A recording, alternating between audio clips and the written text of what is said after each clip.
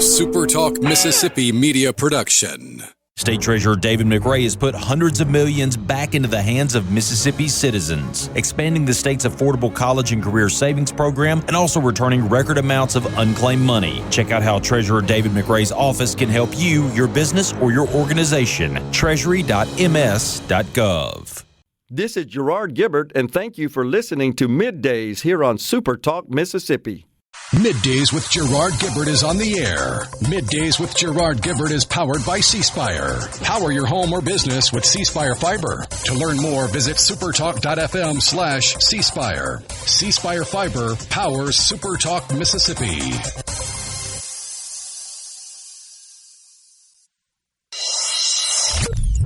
Get ready to go beyond the headlines and join a meaningful conversation with people from around the state. You're listening to MidDays with Gerard Gibert here on SuperTalk Mississippi.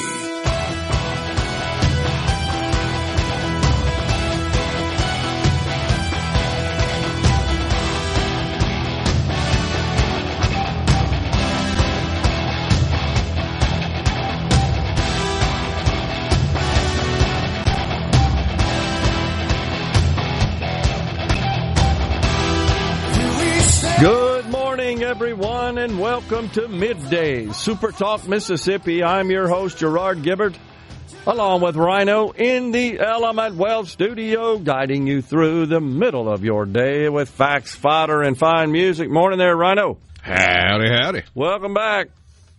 Little long weekend there.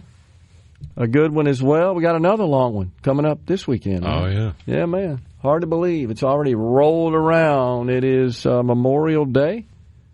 And as a matter of fact, we're going to be down as we normally are on Friday prior to Memorial Day at the Mississippi Armed Forces Museum at Camp Shelby. Getting ready for the Memorial Day weekend. Looking forward to that.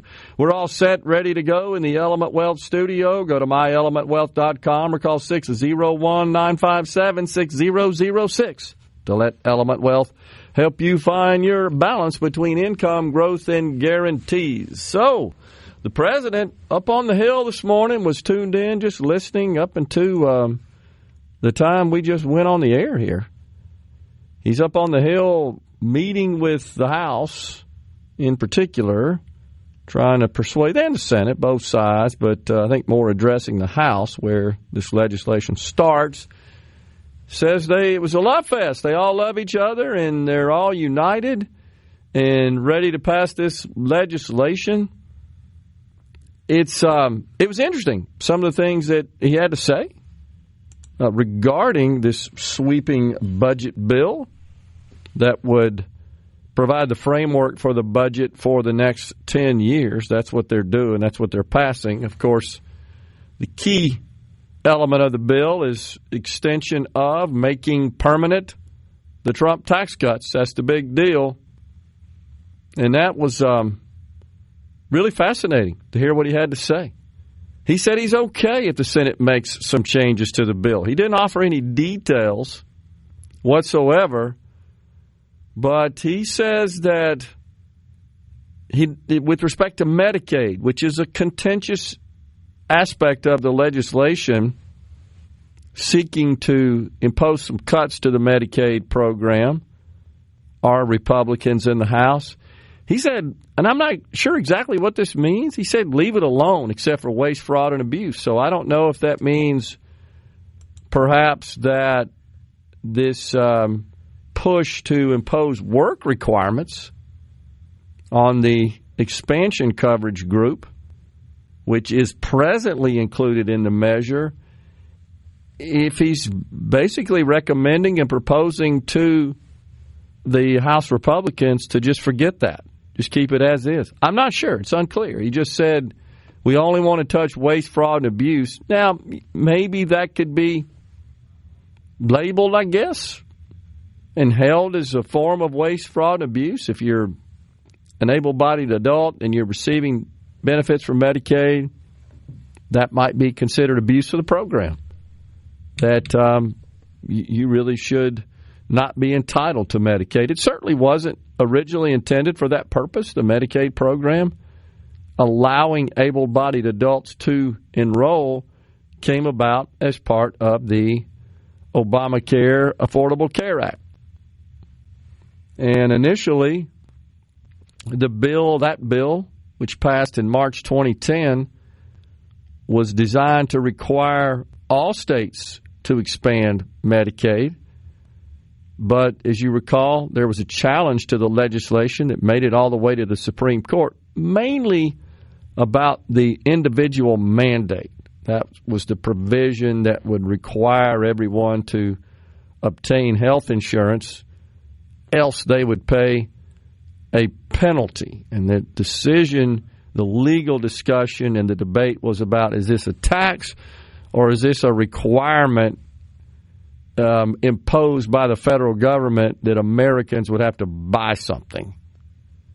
And that would be unconstitutional. But the Supreme Court came back and said, no, this is just a tax, and so that thing's going to live. And then the president figured out a way around that in his first term and essentially rescinded that requirement, the mandate.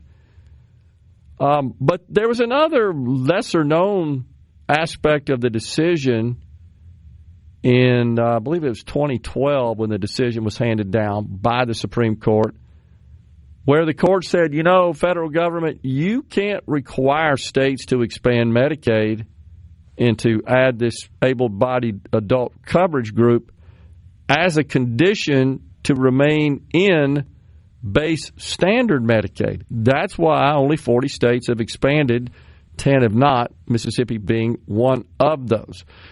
So there are no work requirements presently that must be satisfied for someone to qualify for Medicaid benefits that is an able-bodied adult. It, of course, wouldn't apply to children. That's another big coverage group, or low-income elderly, or the blind or disabled, or pregnant women. But able-bodied adults, it would, and that's included in the bill. Now, there are all kinds of analysis and reports and studies on exactly how many people would be affected there, because there are exceptions to working, if you will, or other ways you can satisfy the work requirement if you're a student, if you're seeking work, if you're involved in community service. And, you start looking at all, or if you're a caretaker, you start looking at all that, Rhino, and you wonder, is anybody going to be kicked off as a result of this? Because, as you like to tell us all the time, it's not my problem. That rises to that level. That fits into that category, doesn't it? Because that takes a little elbow grease to determine eligibility on that basis.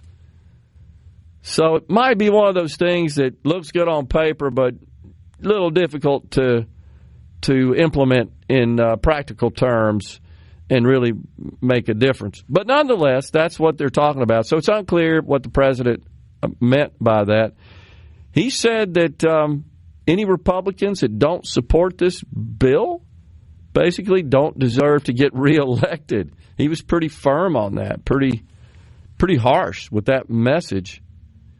Of course, the Democrats say this plan is extreme. Everything to them is extreme, especially with respect to its repeal of these goofy renewable energy subsidies. That, of course, part of the Inflation Reduction Act passed under Joe Biden. This is a way to save money to offset the various tax provisions, because they got to make the numbers work to pass it under reconciliation in the Senate.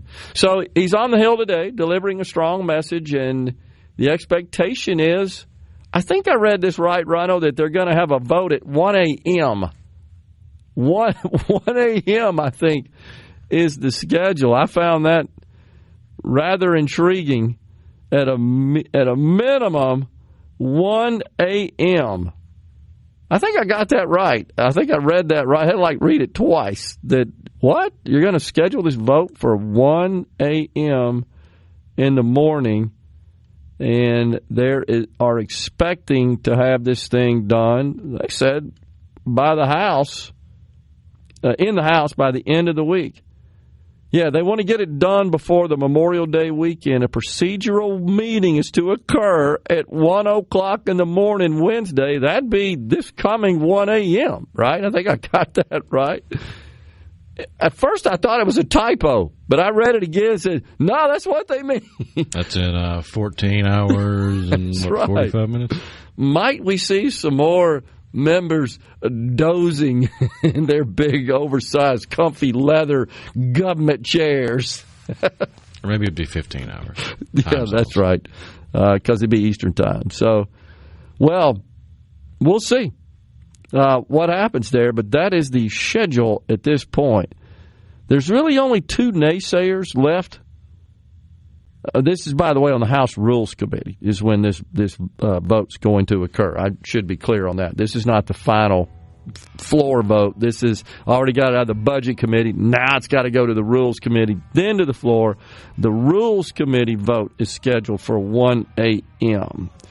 And there are two naysayers, if you will, on that committee. Representative Chip Roy and Ralph Norman, also on the Budget Committee. So we'll see if the margin exists to get that thing out of the Rules Committee onto the floor, passed in the House, and then on to the United States Senate. But again, Trump said, the president, this was a meeting of love. I'm watching him right now, standing right next to the Speaker of the House, Mike Johnson. They're confident they're going to get this done. The one big, beautiful bill. We're stepping aside for a break. It's law professor Christopher Green going to talk to us about this Supreme Court case on birthright citizenship.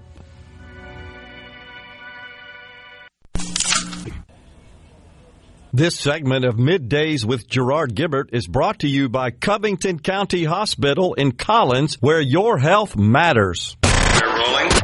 Middays with Gerard Gibert. What? This is so Awesome. On SuperTalk Mississippi.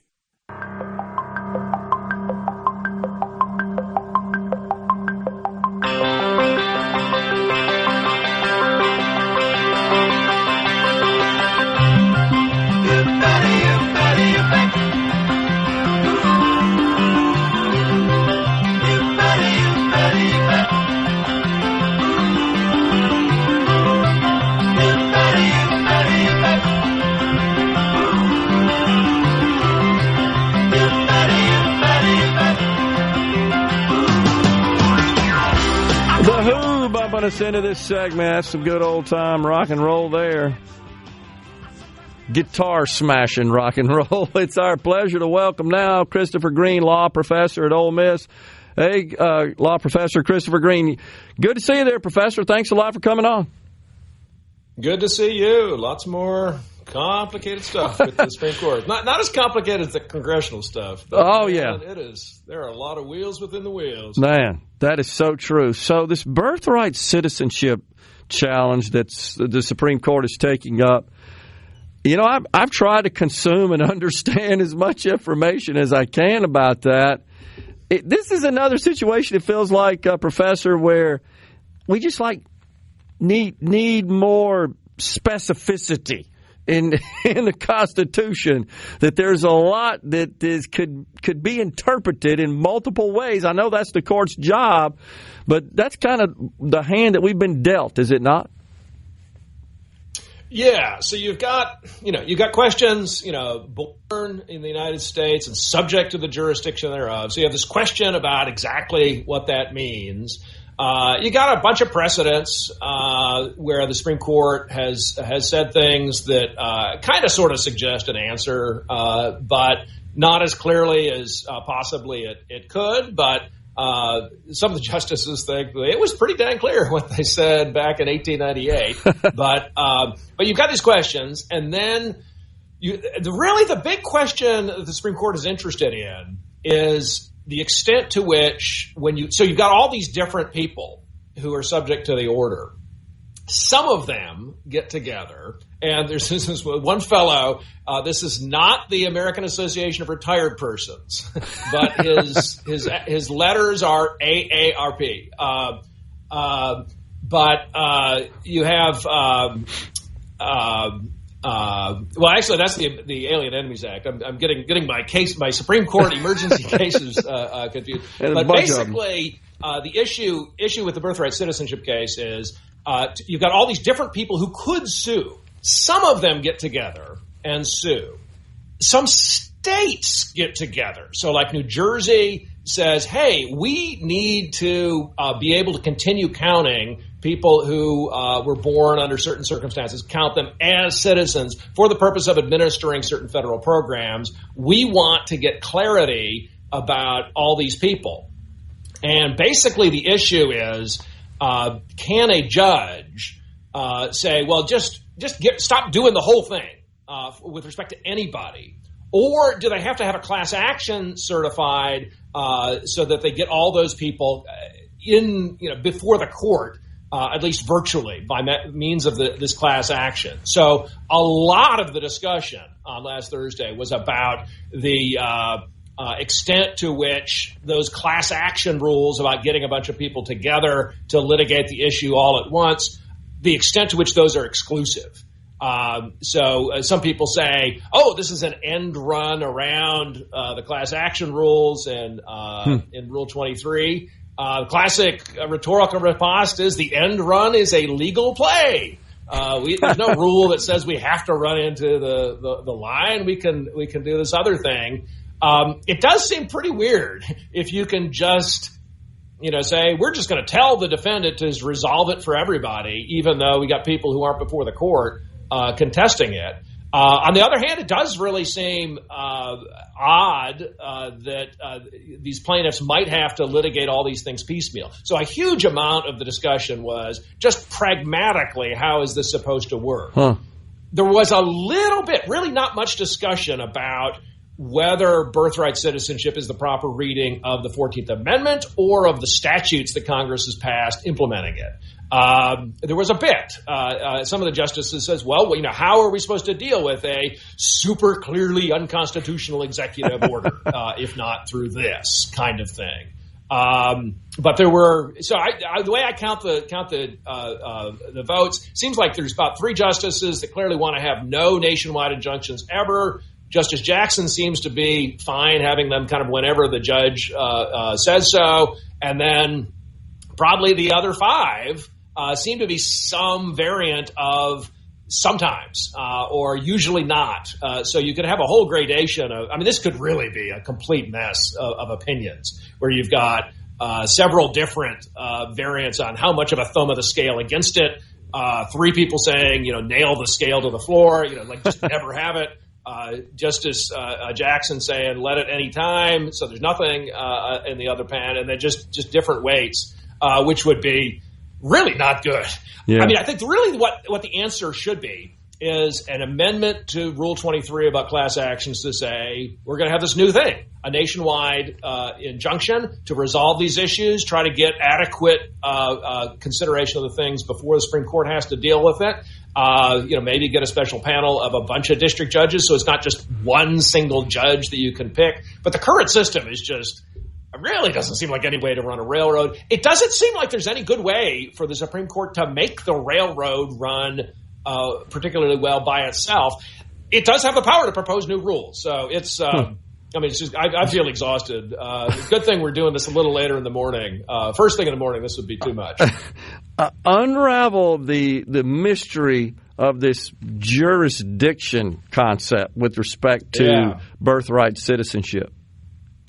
Yeah. So the idea is, and we got a couple of different references to jurisdiction in the 14th Amendment. So you've got this rule that the states are required to give equal protection of the laws to everyone within their jurisdiction. Yeah.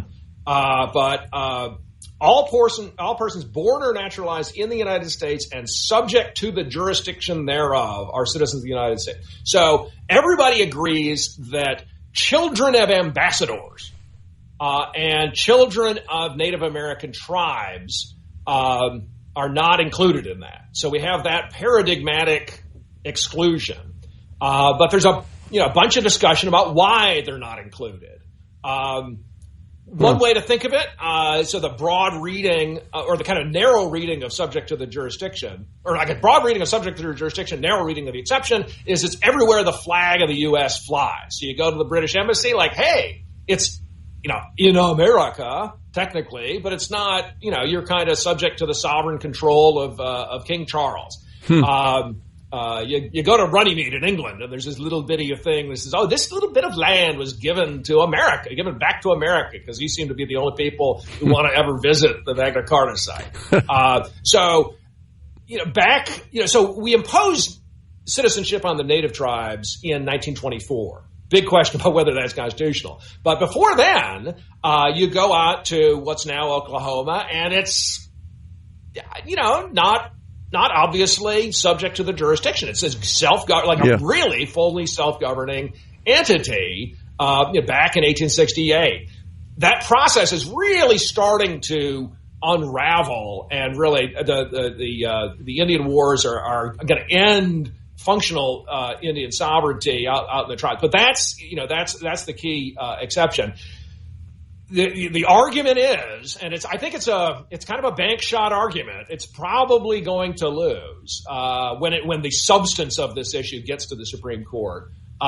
Is that if you come illegally, you are not submitting yourself to the laws because you're breaking the laws by getting into America. So that's the argument. So if you look at just actual comments by the justices last Thursday on that specific issue, there's clearly at least a couple that are just straight up. This executive order is obviously wrong. It does seem from the people who might like the executive order that they seem pretty convinced they're going to lose. So it's people call it the counting to five game. You can kind of count to five on the comments themselves. But then you can also try to get the vibe of the justices themselves counting to five. So you might remember when the Dobbs argument happened, it said like, well, man, the fans of Roe v. Wade sure seem like they know that it's lost, even though you didn't get the specific thing. It seems like Alito knows he's not going to be able to get 5 votes to support the executive orders. It's not perfectly clear that he even supports it himself, but it seems like when this eventually gets percolated and gets to the Supreme Court to resolve the substance, which does not seem to be this case, it does seem like the administration is probably going to lose this one. We got a break. Hang on if you can. We'd like to continue the discussion. Yes, sir. All right, we got law professor Christopher Green from Ole Miss on the line. We're talking about these emergency Supreme Court cases. Stay with us. Coming right back.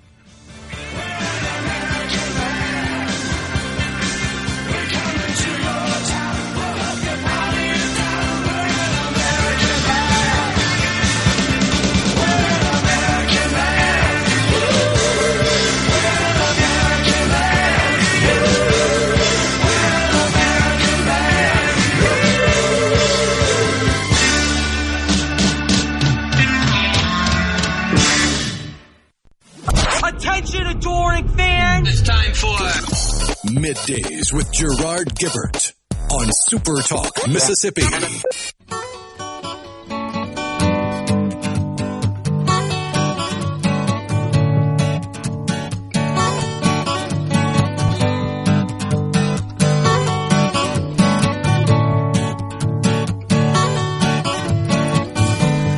Chewing on a piece of grass, walking down the road.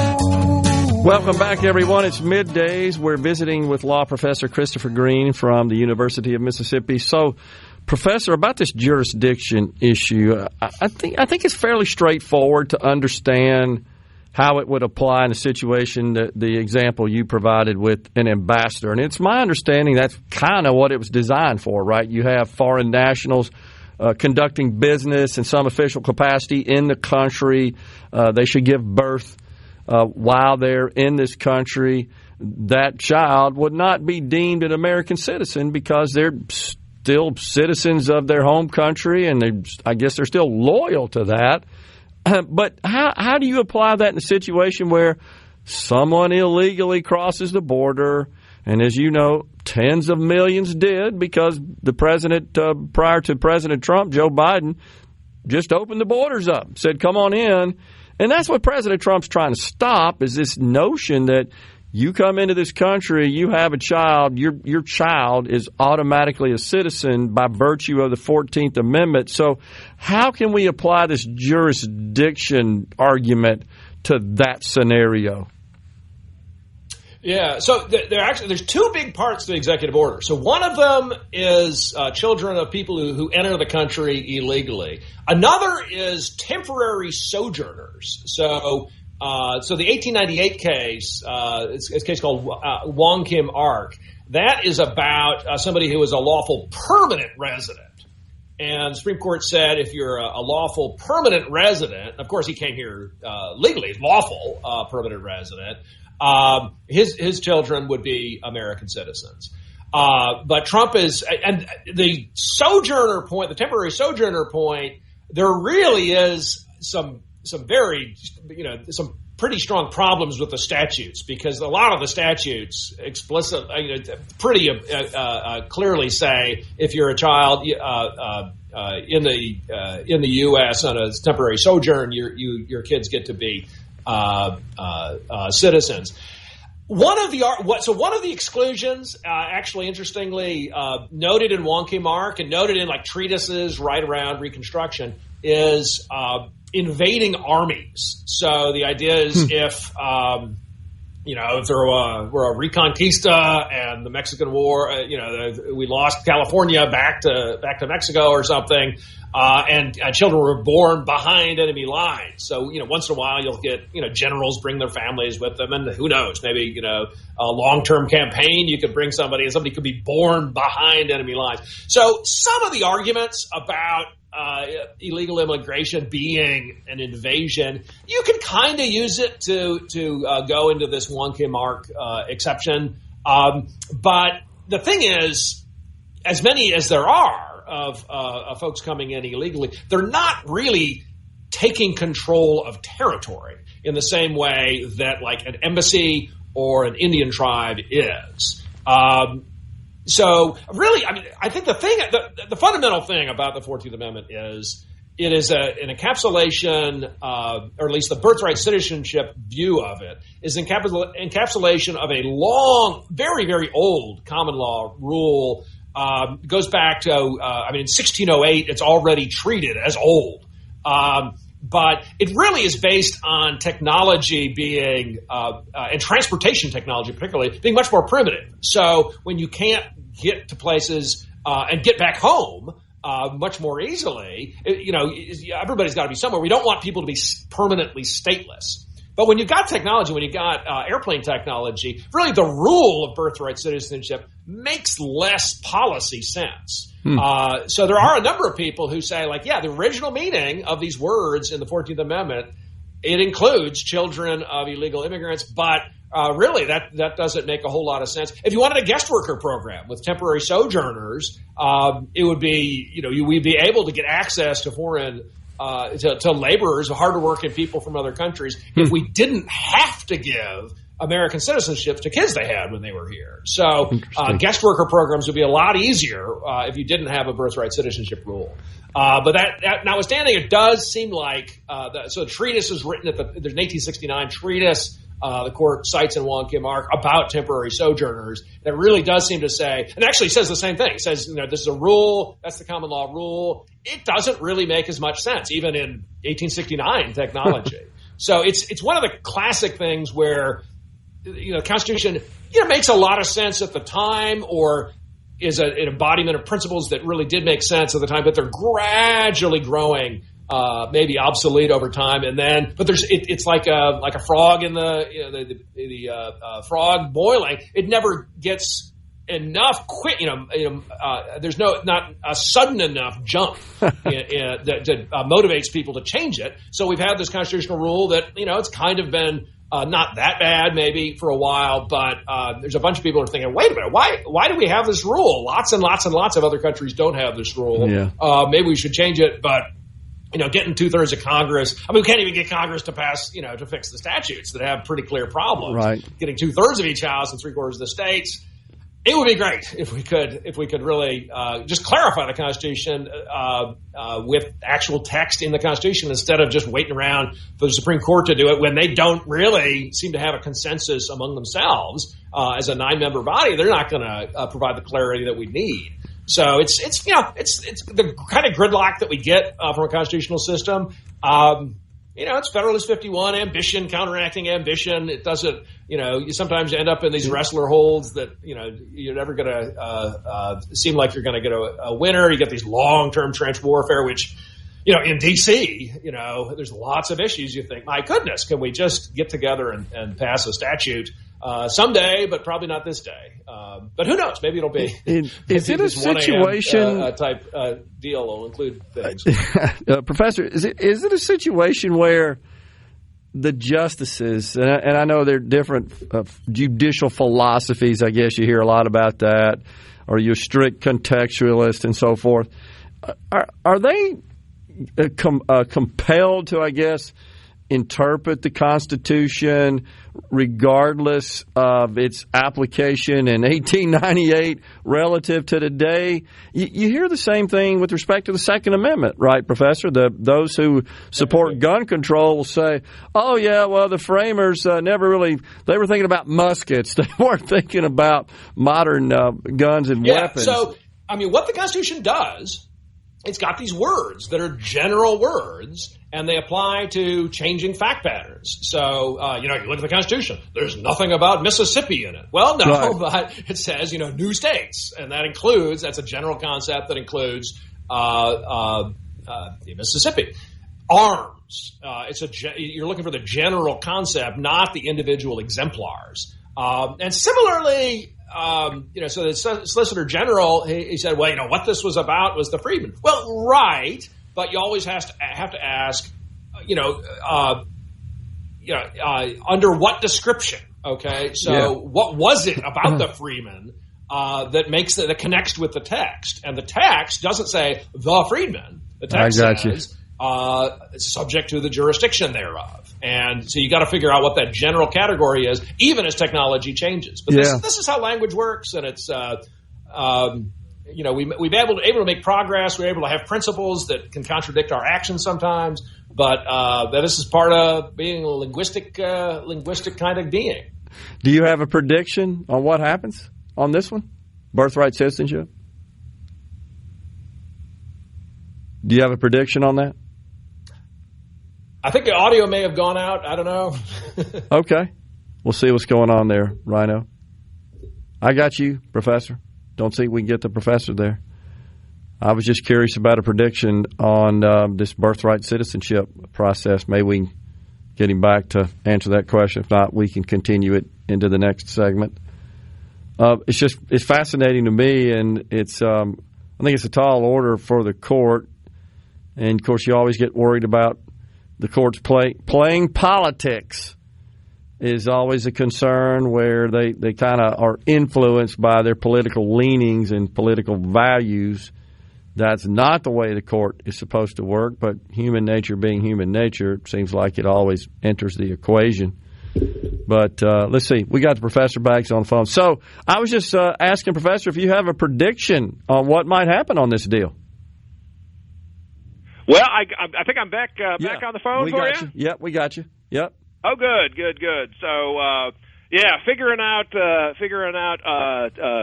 teleconferencing technology and figuring out the 14th Amendment are similarly complicated sometimes. So sometimes your connection to what the framers were thinking about is as spotty as this newfangled internet. We got about a minute. Thank you, Al Gore. It's great. It's great when you get it. But, Tell us what you think. We got about 45 seconds. What's your prediction on how this is going to be ruled on? I think it's probably going to put serious limits on the ability of individual district judges to kind of come in and solve it for everybody. Okay. There's going to be some thumb on the scale. I think they're not going to get into the merits of it, but when they do, it's probably going to be a kind of disappointing day for the administration. There will be other cases where he'll be happy. Yeah. So we'll see what those are end of June. Law Professor Christopher Green from Ole Miss has been our guest on Middays. Thanks so much for joining us, Professor. Always enjoy it. Appreciate it, sir. Great to see you. Take care. We're coming right back in the Element Wealth studio.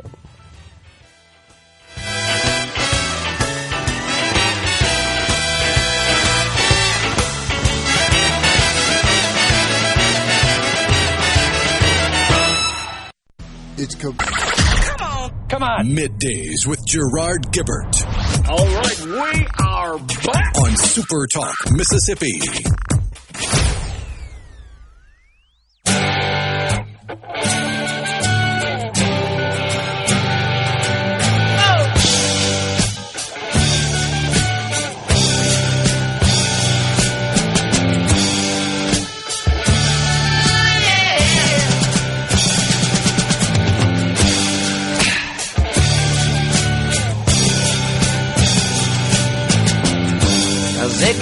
Ziggy.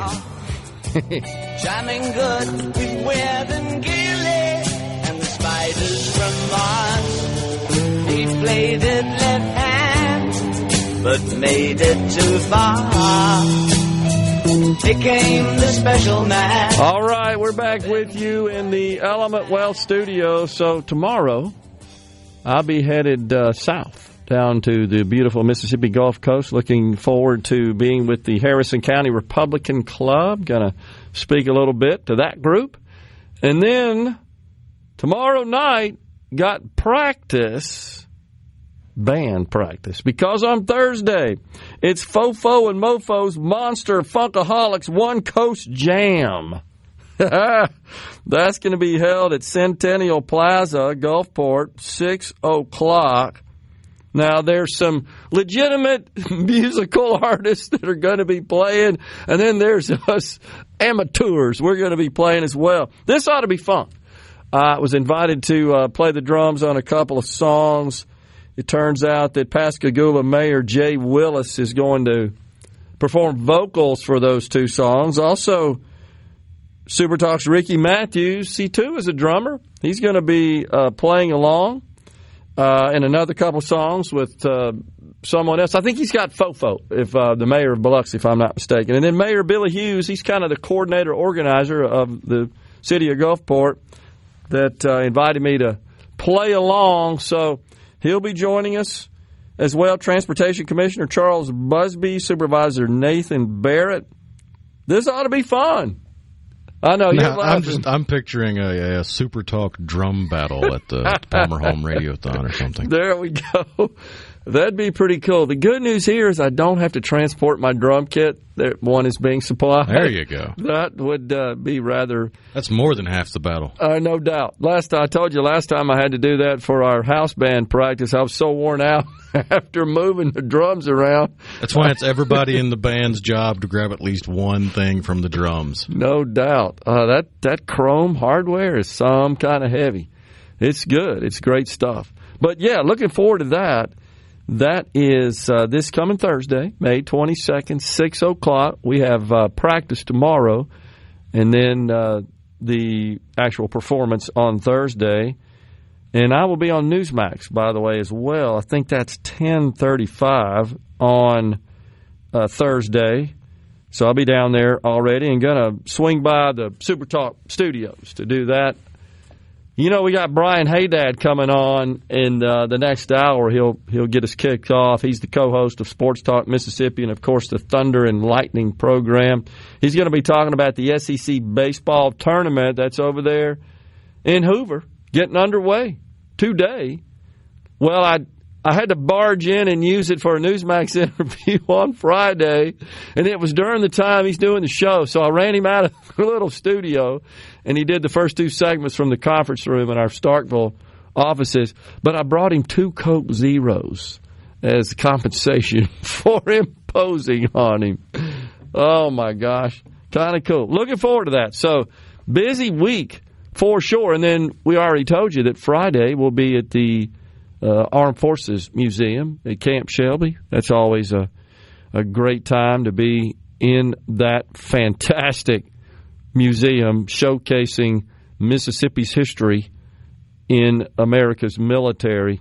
Always good stuff. And then, of course, Monday's Memorial Day. I'm just astonished that we're already at Memorial Day. Man, oh, man. In the meantime, we don't got a budget here in the state of Mississippi. Now, the rumor mill is buzzing, says next week they're going to convene. It's just a rumor at this point, nothing official. Take that for what it's worth. again, meanwhile, up in the Congress, up in the Capitol, the Congress is meeting to hammer out the president's one big, beautiful bill. I pointed out yesterday, it's worth repeating, Rhino. We may run out of time, but we'll continue it in the next segment. Just a couple of things that folks might want to be interested in. There's a lot of attention being paid to the president's proposal to exempt tips, overtime, Social Security from federal taxes. And there's some nuance associated with it, as there always is, especially when you're talking about taxes. So right now, the way it's drafted in the bill, they're not exempt tips and overtime. I get Social Security in a minute. Not exempt from taxes. Rather, your tip and overtime income up to a point is deducted. And all that really means is throughout the year when you're getting paid, you're still having taxes withheld on your overtime pay, on your tip pay. But when you do your tax return for the prior year, at that point you'll take an above-the-line deduction for your tip income, provided you're not a highly compensated employee. The IRS defines that at $160,000 a year. With respect to your overtime, it's limited, $10,000 for a single, $20,000 filing joint, a deduction from your income. So it's not an exemption. Social Security is still taxable. That didn't make it in the bill. Coming right back after Fox News and SuperTalk News with Brian Hadad. Hour of Middays with Gerard Gibert is brought to you by the Mississippi Business Journal. Visit msbusinessjournal.com. Scott Coopwood, publisher and president. Get ready to go beyond the headlines and join a meaningful conversation with people from around the state. You're listening to Middays with Gerard Gibert here on SuperTalk Mississippi.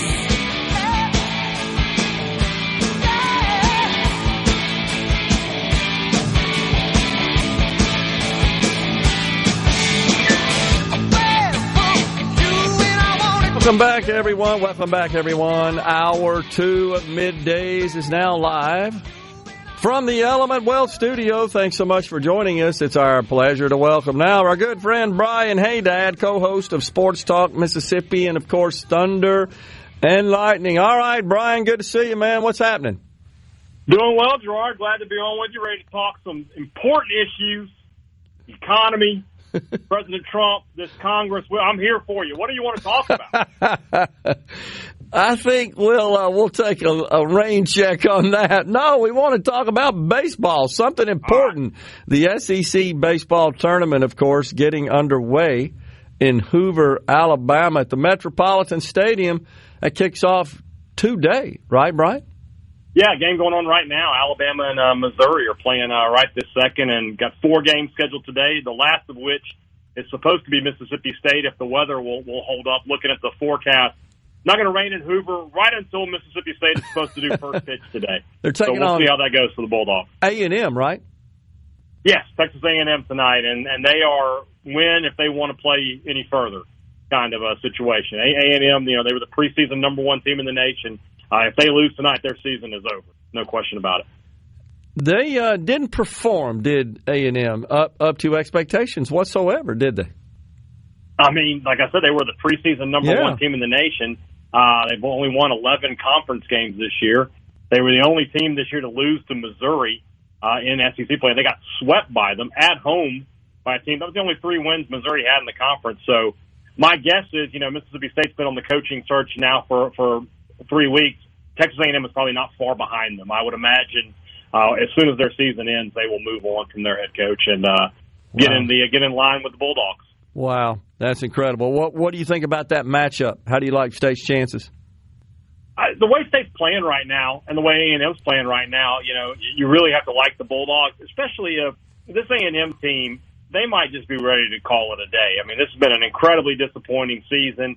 They've had some injury issues here at the end, and they might just be willing to say, let's get in here and get out and get it over with. Because I really do think they have to at least make it to Sunday to play in the NCAA tournament. And this team's just not going to do that. So I like State's chances the way they're playing right now. They're hitting the ball well. They're pitching well. And I just feel like since the dismissal of Coach Chris Lemonis, this team has figured some things out, and they're playing with a little less pressure on them, I think, and that's shown in the results. Yeah. The pitching matchups for that game later on today, what do you think?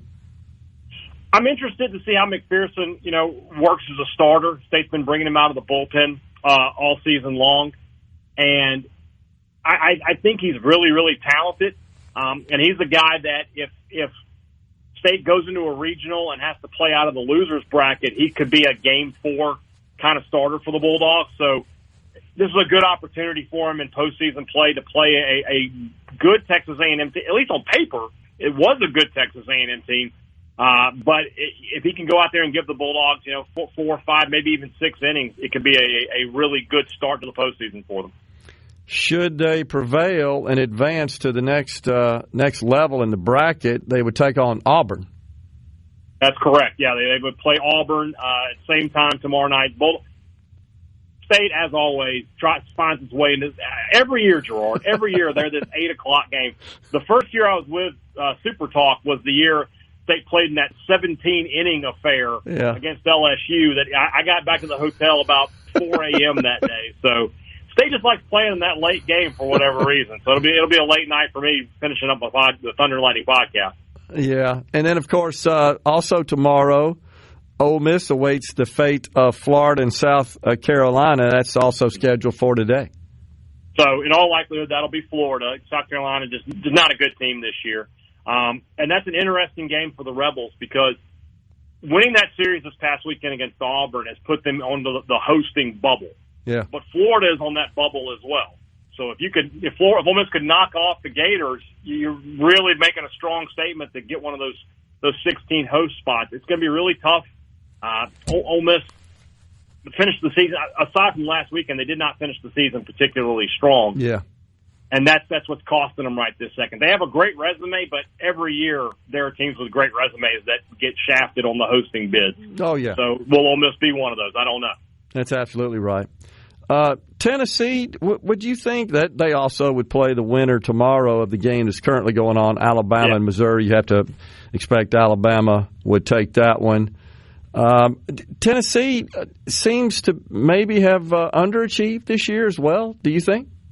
It's funny. You think about where Mississippi State was when they fired Chris Lemonis. State's won more SEC series this year than Tennessee has. And I mean, that's a really tough stat to wrap your mind around. I remember when SportsTalk Mississippi, we had a remote at Trustmark Park when Ole Miss was playing Southern Mississippi, and we were talking about Tennessee, and at that time, Warren Nolan, who does the RPI for baseball, was projecting them to finish 51-5. And I just made the comment, that's not going to happen. They're going to lose some games. I must have been the jinx, Gerard, because since then, I think they've only won one SEC series. They've definitely underachieved. Outside of Liam Dole, who I know you know very well, their pitching staff has just not been great this year. It has not been the dominant arms out of the pen they've had in the past. And they need to win a couple of games if they want to host. Right now, they are probably the 17th seed, if that makes sense. They are the first team that would be off the hosting bubble. So they need to win a couple of games over here in Hoover if they want to have a chance to play postseason baseball at home. It wasn't too long ago, they had a pen that could just mow you down. I mean, if you could get to it early, maybe you had a chance. But, I mean, if they were able to get their starting pitching out there for 6 innings or so, 7, and then they bring in the pen, pretty much hitters couldn't touch them. Yeah, the game was over. They just had so many power arms coming out, going 96, 97, even 100. And they just don't have that as much this year, and they just haven't been as consistent this year. They won the national title last year, and they're going to get back into postseason play. It's not like what you and I had to go through with State and Ole Miss a couple of years of missing regionals after you win a national title. But they're just not as good as they were a season ago. That being said, they're still super talented, and they could get hot at the right time and make a run. But I just don't see that happening right now. And then in that section of the bracket, Texas, the number 1 seed, awaits who makes their way through Alabama, Missouri, and then whoever plays Tennessee. Again, I think you have to think it's Alabama. The winner of Alabama and Tennessee likely then would face Texas. Texas, strong team. Texas is making me angry. I'll be totally honest with you. You just come into the SEC in year one and push everybody around in baseball, in women's basketball, in football, and it's just like, if you're a Texas, you and I have our Mississippi State Ole Miss thing and our rivalry here. Can you imagine being an A&M fan right now? No. I mean, they tried to tell us, I guess. They tried to, beat Texas. They're going to come in and push everybody around and get whatever they want. They're a really good baseball team. They got talent 1 through 9 in the lineup. They can pitch. And Schlossnagle, I mean, it's got to be killing A&M that he's the coach of the year in the SEC. He was their coach last year, Gerard. I know. Now he's at Texas, and they're the SEC champions. And goodness, I don't say I feel bad for them, but it is kind of funny to watch. Texas is going to be really good. I don't know how into this tournament they'll be, though, if that makes sense, right? Yeah. They know they're the number 1 seed. They know they're going to host. They might just think, let's just get out of here and go home. I don't know. Mississippi State's done that in years past. Lamonis famously did it the national championship year. They got run-ruled in both of their games over there, went home, and then won a national title. So we'll see what the approach Schlossnagle takes this. And then, of course, you always got Vanderbilt, Arkansas, LSU. They're always going to vie for playing next week. On Sunday, I should say. So, what do you think? These are the top teams in the country. LSU, Arkansas, Vanderbilt may be one of the hottest teams in America. Ole Miss winning that series off them. I think that's their only series loss in the last 6-7 weeks. Any one of those teams could win this tournament, and honestly, any one of those teams could win the national title. No doubt. And I won't be totally surprised by it. I mean, the SEC is what it is every year. We're going to have 8 or 9 host sites, and then I think. Right now, I would say 13 teams are likely to get in. If Kentucky wins today, they would probably be a lock to be in. So you'd have 13 of the 16 teams in there. Brian, does it look like the rest of the country is sort of abandoning baseball? That's a big question. I know we only got about a minute left. With this NCAA settlement coming and what revenue sharing is going to do, you're going to see some. That's why state coaching search is so interesting, right? A lot of big schools in the past of baseball, ACC, Big 10, Big 12 schools, are going to say, I don't know how much money we want to put into it, but at schools like Mississippi State, they're still going to support baseball, and that's why State's job is very attractive to some big-name coaches right now. Yeah, I think that's right. It's just seems like we're headed in that direction. Always good talking to you, Brian. Appreciate your analysis, and I suspect we'll be talking to you once the tournament's over and see where everybody lands after all this deal. Appreciate it, man. All right. Next time, we're talking the economy. All right, that's good. We'll book it. We'll do it. Brian Hadad, co-host Thunder and Lightning, and also the co-host of Sports Talk Mississippi. Folks, we're stepping aside for a break. Coming right back on Middays. Stay with us.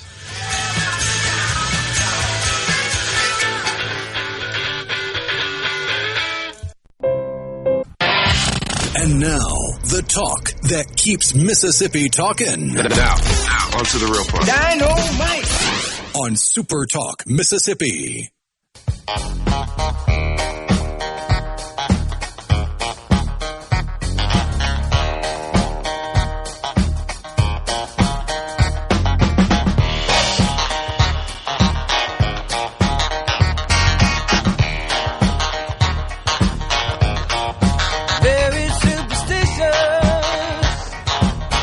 We are back in the Element Wealth studio. It is Middays. Appreciate you joining us today. 601-879-4395. That is the C Spire text line. So, another day, another story where a dude in a dress defeats a legitimate, bona fide female in sporting competition. This time in California. Jeez. So here's what happened. It's just so incredible. Track athlete. Of course. Man, oh man. A transgender athlete from Jurupa Valley High School defeated a female by more than 4 feet in the long jump. Actually, triple jump. It was the triple jump, not the long jump. And defeated a young lady named Reese Hogan. I'm looking at a picture of Reese with 3 other female athletes. You can see the track in the background, palm trees. You know it's California. This was taken on May 10th. And they're wearing shirts that say, "Protect Girls Sports." Well, of course they should. So Reese Hogan, the true female here competing in girls sports, she set a personal record and a school record in the triple jump at 37 feet 2 inches.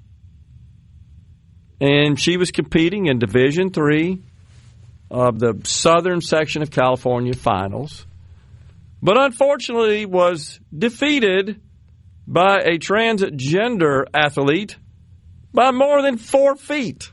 I'm shocked that a dude in a dress defeated a girl in the triple jump. Isn't that shocking? Unbelievable. So, get this. So she came in second, and they had the customary ceremony. The 3 winners, first, second, and third. The podium. On the podium, right. With the winner, of course, in the middle, slightly elevated above the second and third place. Well, when the boy got off of the podium, Miss Reese Hogan ascended to her rightful position in the center on the highest level of the podium, wearing her medal, and got a standing ovation, round of applause. When are you fools going to get it? Nobody likes this crap. Even people that vote generally consistent with your party affiliation, they don't like this junk. Because anybody with eyes can see this ain't fair. It's simple as that. It's rich, isn't it, coming from the party and the ilk in this country that constantly lecture us about equity. What in the hell is equitable about this? Nothing is the answer. So she was the real champion in that triple jump, set a personal and a school record, and got beat. That just shows you how outrageous this crap is. And you can see, by the way, the boy, just looking at the physique, well, clearly that's a boy. Your eyes don't deceive you. Does it feel like that you like to use the preface, it's almost as if that the entire Democrat ideology is just one giant charade that's not rooted in reality or fact? Whether it's sports or the cover-up now of Joe Biden, that's pretty clear. Honestly, is there an act of treason possibly at play here? Is Jill Biden the most selfish person in this country? You can make the argument she is. I don't want to hear any more dang lecturing out of the left about selfish and greed because a company is working towards maximizing profit. And they do so by serving society. No. Jill Ford is the most selfish. Jill Biden. Pardon me, Jill. I'm sorry about that. You know I don't mean that, and I love you. Jill Biden, I'm so used to thinking about that. Jill Biden is the most selfish person in the country. She truly is. She wanted to be president more than he did, and she pushed him. She's guilty of elder abuse. There's no doubt about it. And what we're learning now, this prostate cancer we talked about a little bit in your absence, sure, you've got stage 4 metastatic prostate cancer. That just cropped up the last couple of days. Horse hockey. Or it's malpractice on the doctor that did not find it. Malpractice? Could be. But on the part of physicians that were treating, caring for, examining the president? Just watch. That's who they'll try to lay the blame on. That's unbelievable. When it becomes this ain't hard. Too burdensome to tote the water of, oh, well, it was missed, or no, we can't really convince the populace that, no, this wasn't a cover-up, so then they'll just throw the doctor under the bus. You're not running a simple PSA test? I believe the claim now is that they didn't do that to save costs. Oh, my gosh. Yeah. $25 or whatever the heck it is. It's a blood marker. Leader of the free world. Right. That's more cover-up garbage is what that is. It's yet another example of the left and the Democrats and those that support them expecting you to accept whatever they say at face value without any critical thought because they said it.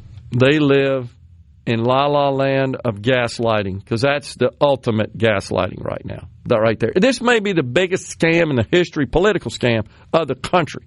This guy's had prostate cancer for years. Metastatic prostate cancer in the bone, which is where it travels, that takes a few years. In fact, and now his is more aggressive, so you could shorten the time frame on that. But in general, it's about 10 for it to go from the prostate into the bone, which is why it's so treatable if you can just detect it early, which is why we have this PSA test. And then when you start looking at, well, what were all those trips to Delaware, and what was that scab on the back of his hand, and why did he say he had cancer in 2022? Right, there in Delaware, and blaming it on exposure to harmful chemicals and the environment. The stuff he had to wipe off the windshield. Windshield, right, that's what he said, which is nonsense, of course. So this could go down as the biggest political scandal ever in this country, honestly. They hit it. They knew it, guarantee you. He knew it. They knew it.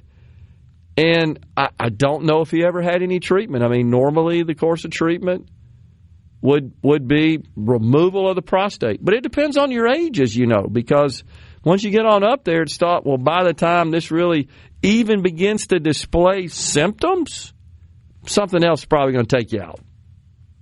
That's it, slow growing, even aggressive prostate cancer, slow growing in that respect.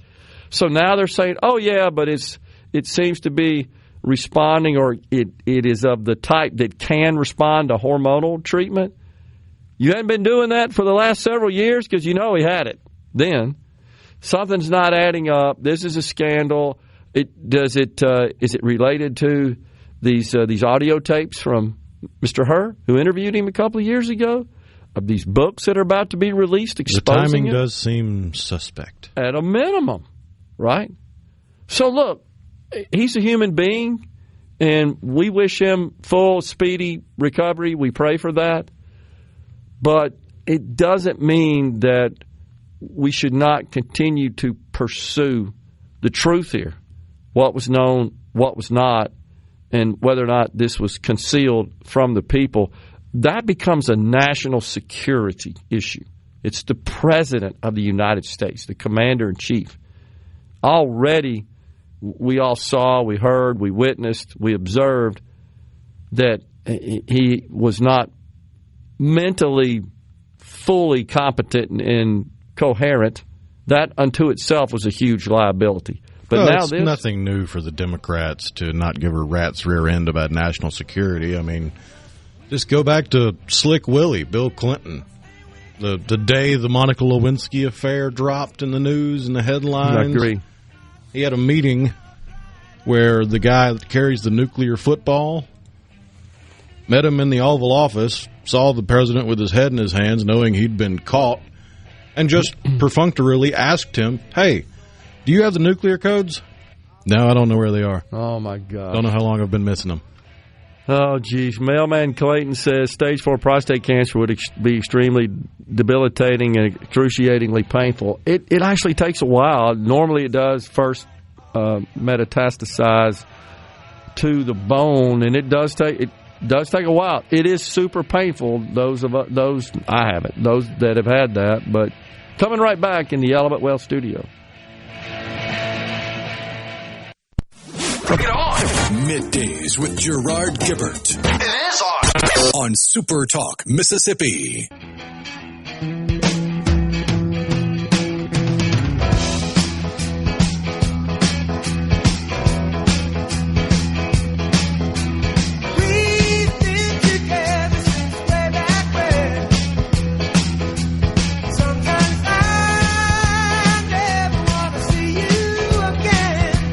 Welcome back, everyone. It's Middays on the C Spire text line. Glad Congress is working at night.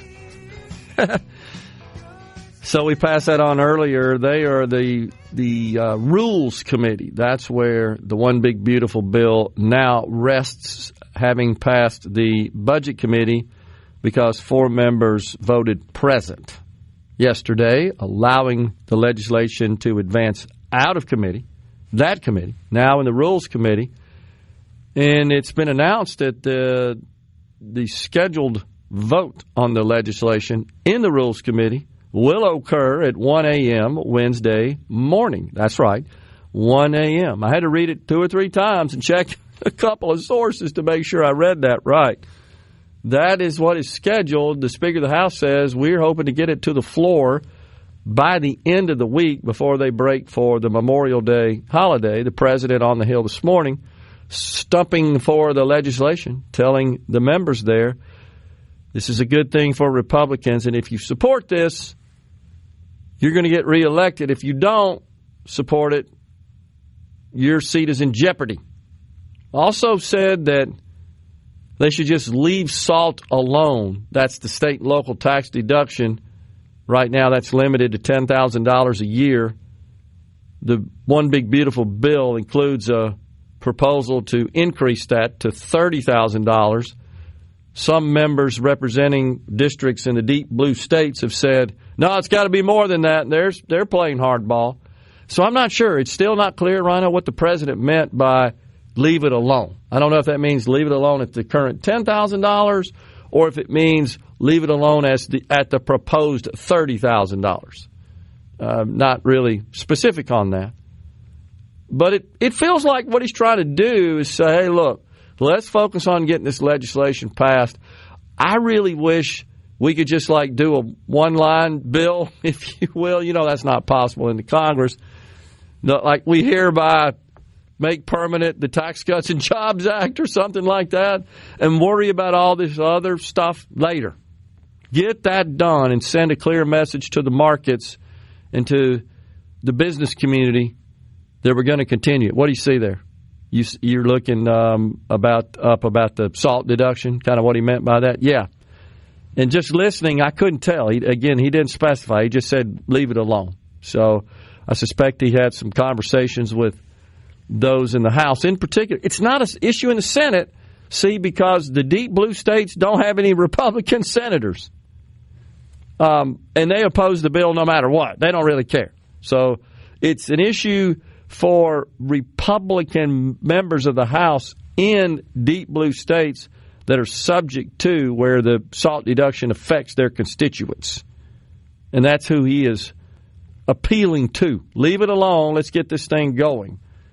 Again, the tips, the overtime and Social Security, not exactly what was proposed on the campaign trail. First, there is no provision that would exempt Social Security income benefits from taxes. However, there is a proposal to add an additional $2,000 for single filers, $4,000 for joint filers, exemption, actually standard deduction, not an exemption, standard deduction if their income for a single is below $75,000 and for married filing joint below $150,000, they would receive an additional bump in their standard deduction. So we're reducing taxable income by $2,000 and $4,000 respectively.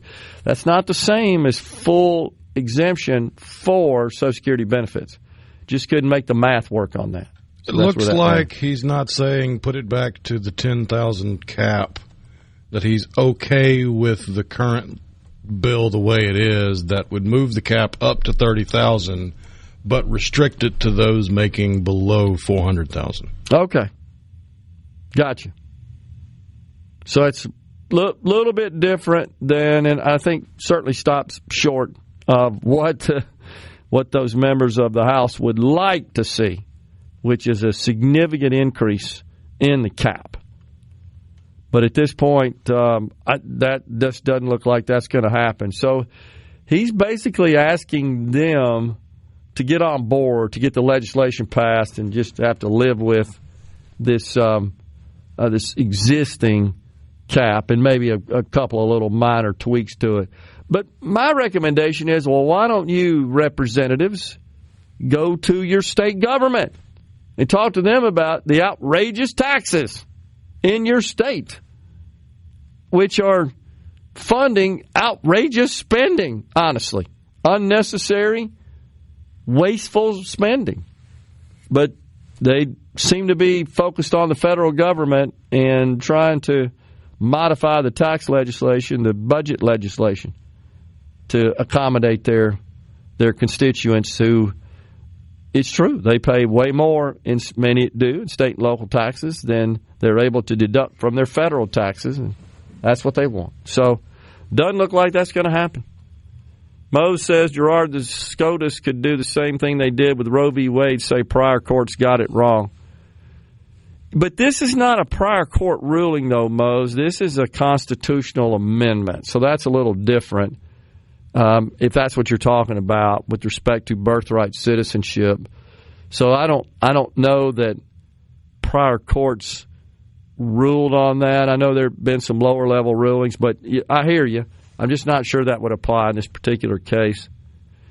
But they were only allowed to come in because the Democrats allowed them, did come in to take over. I agree. The problem is we let all these illegals break the law, and there are really no consequences for that. And now we're stuck with this problem, and we have this Constitution that I would say that the framers and those who were involved in that amendment never really thought about, well, what if our borders are wide open and people just pour in? I just don't think they contemplated that. And so now we got this big problem that's been dumped on us by the Democrats, which is just these wide open borders that have caused this birthright citizenship problem. And we don't have a straightforward remedy to that. So I agree. That's just interesting. I enjoyed listening to the professor, one of your better regular guests. Appreciate that. Lindy from Gluckstadt wanted to know that when I'm playing on the coast, is that the house band? No, this is different. This is, again, a thing organized by Mayor of Gulfport, Billy Hughes, and others on the coast for this particular jam coming up on Thursday. So I'm not sure who all the other musicians are I'll be playing with, except I know the mayor, Jay Willis of Pascagoula, is going to be on the vocals for the two songs that I'm playing on. Should be fun. Is it Gerard or Neil Peart up there drumming? Go get him, says Gary. I can assure you, Gary, that Neil Peart has more drum talent in his little finger than I do in my entire body. But it should be fun, and hopefully we'll get through it. Appreciate the encouragement. Let's see here. What else we got? Tim and McGee says they didn't miss the prostate cancer. I've already said Jill Biden has been guilty of elder abuse since 21. Yeah, I agree. And I also agree that there was a cover-up here, and that I think Jill Biden was complicit in it. No doubt about it. They knew, and he slipped it out. He blurted it out. Yeah, I agree as well. That's on the C Spire text line. Let's see. Got to give Slick Willie a little credit, at least when he left office. Remind me what the national debt was. Yeah, that's true. He enjoyed better fiscal times during his period, but he was also drug kicking and screaming into it by Newt Gingrich. That's absolutely true. When he said the era of big government is over, he was drug kicking and screaming. You don't have that kind of cooperation these days. What you have is a strong intransigence and obstinance. So let's see. Ed in the Delta, my doctor friends say the older we get, the higher the probability of getting prostate cancer, but normally you won't die from it. Something else will get you first. Biden's situation is unconscionable, says Ed in the Delta. Yeah, it's been known for years, is it not, Rhino, that if you were to biopsy everyone that's every man that's over 80 years old, you'd find that 75-80% of them have some evidence of cancer in their prostate. But slow growing, even aggressive prostate cancer. So generally speaking, something else is going to croak you before prostate cancer does, which is why once you get to a certain age, even if it's detected, they don't really recommend or take any treatment actions. Let's see. The BBB is raising taxes on people who make less than $15,000 by 74.3%. People who make between 15 and 30 are going to be paying 20.6 more. You talking about the big, beautiful bill? I guess that's what the BBB means. I thought they were cutting taxes. So my question is, where are you getting that from?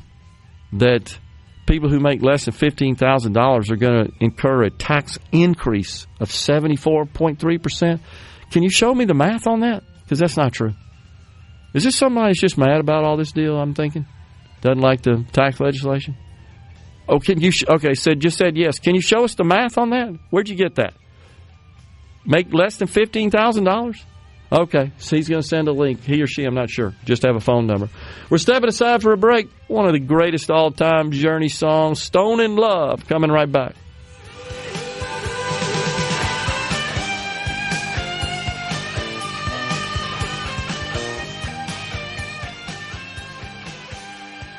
Poly up a... You know what that means. Middays with Gerard Gibert. We'll do it live. On SuperTalk Mississippi.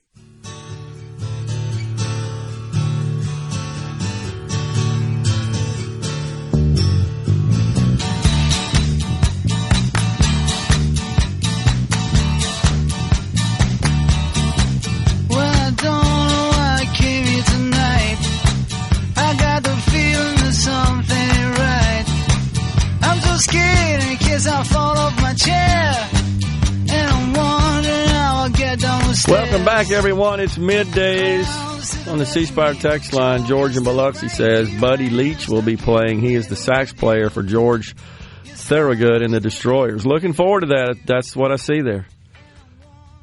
So, wow, we got a long text here. I have to get to that later.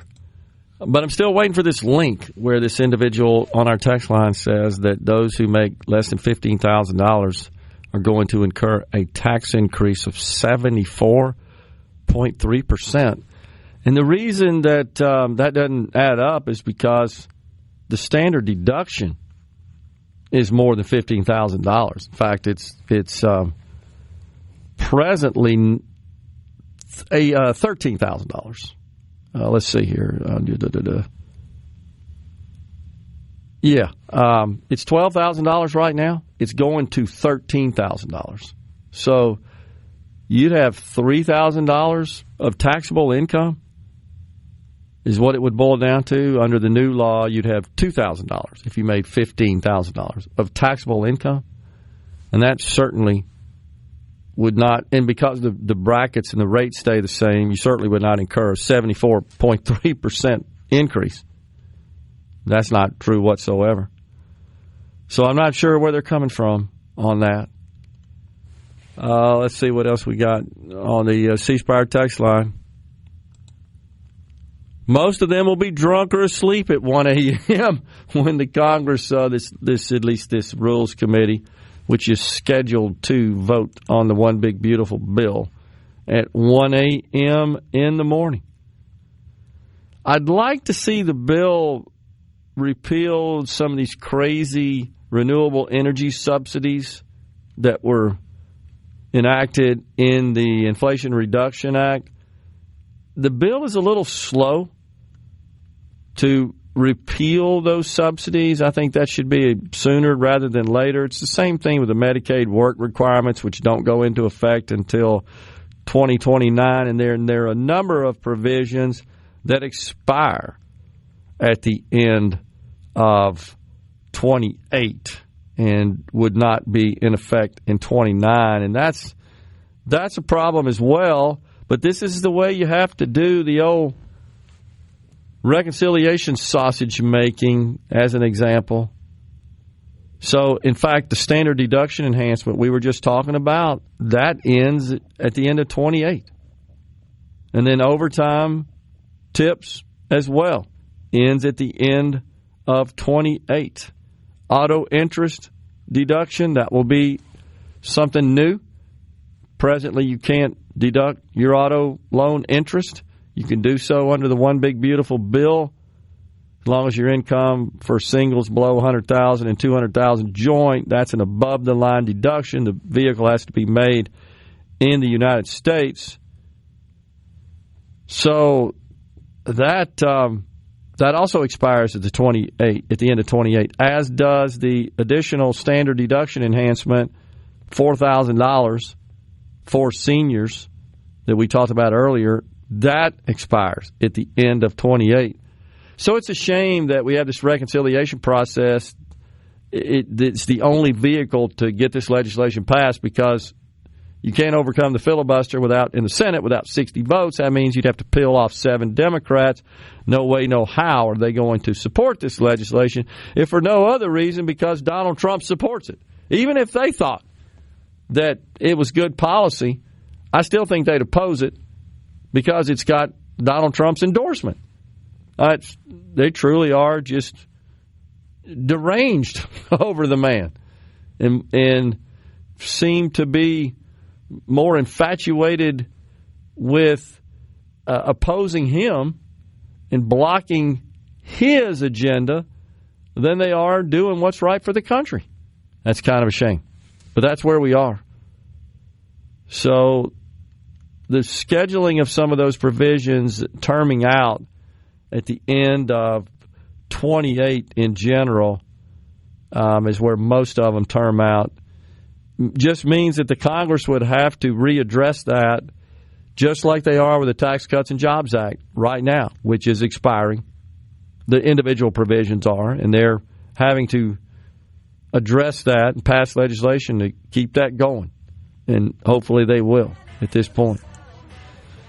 But I sure do wish that they'd get some more spending cuts built into that deal and accelerate some of what is being proposed, such as the Medicaid work requirements, such as the repeal of a lot of the Inflation Reduction Act, renewable subsidies, and other green new scam, as the president likes to call it, other green new scam spending.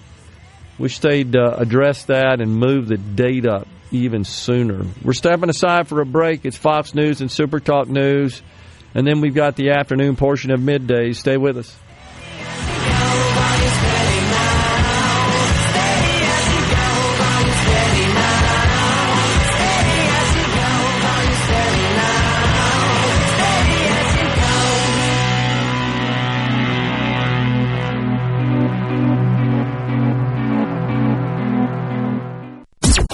And now, another hour of the talk that keeps Mississippi talking.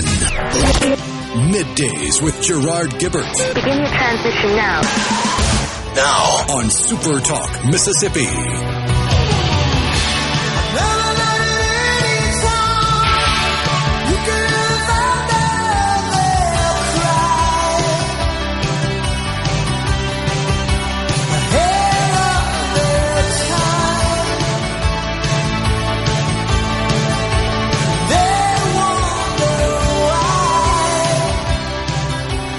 Welcome back, everyone. It is Middays live from the Element Wealth Studio. Lots of activity on the C Spire text line, 601-879-4395. Appreciate that. So I'm looking for the text there, Rhino. I missed it. You sent me the link. Here we go.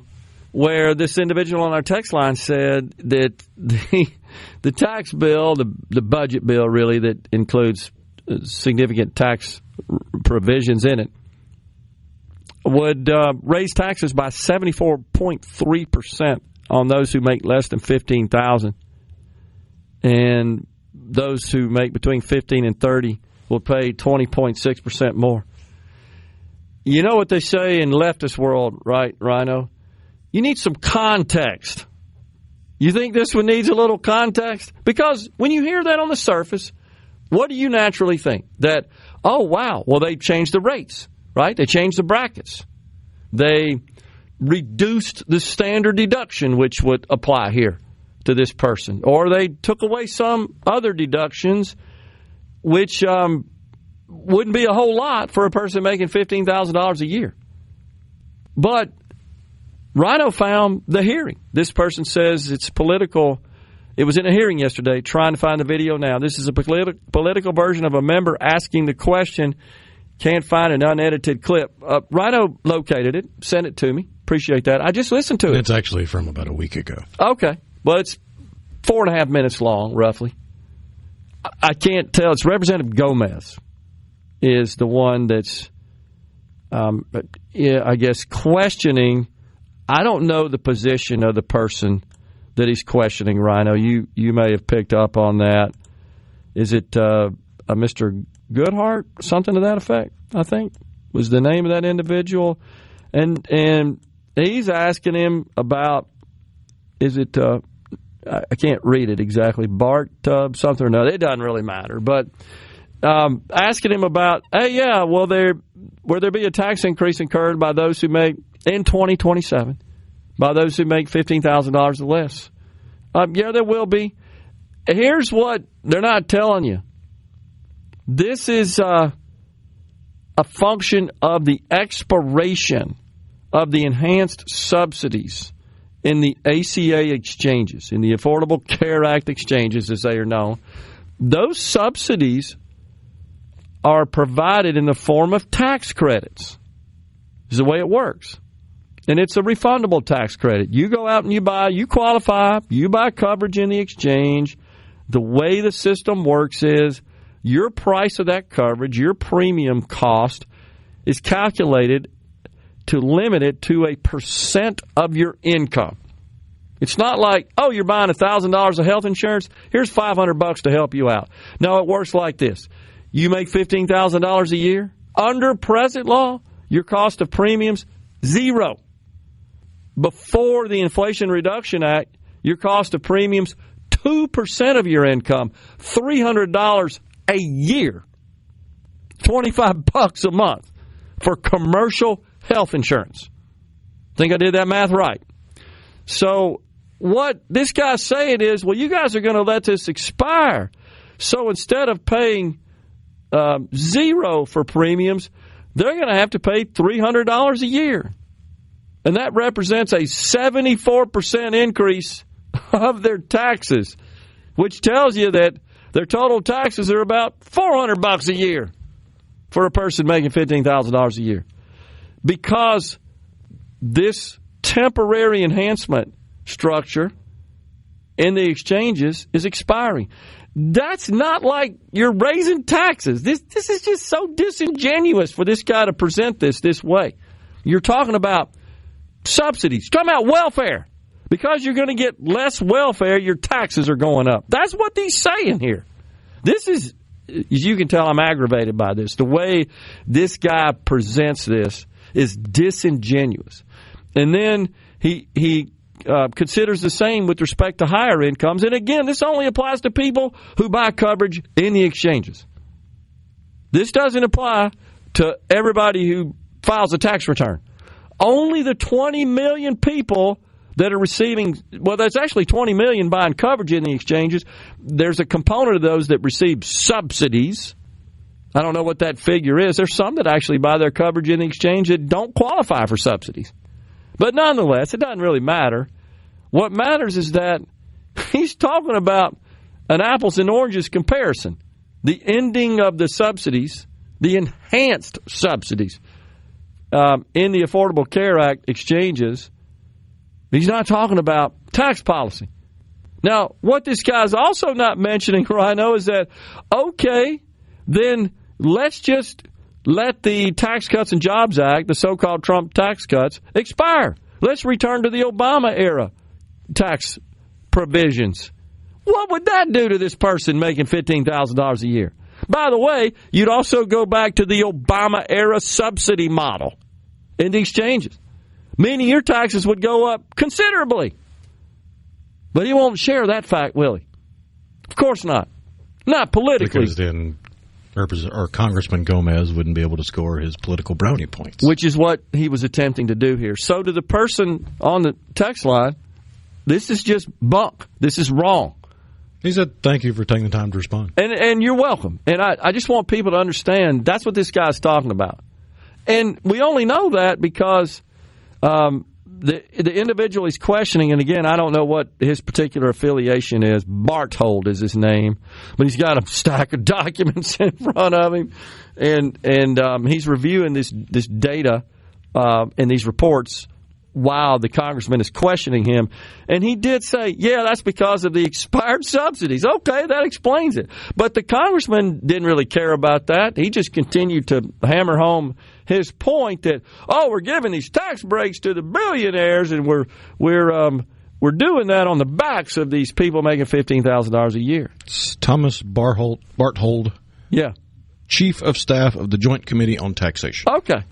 So, and the JCT actually does pretty good work. It's pretty factual. He was representing the facts, but again, it requires some explanation and clarification and nuance. And it's only because that the subsidies are paid as tax credits.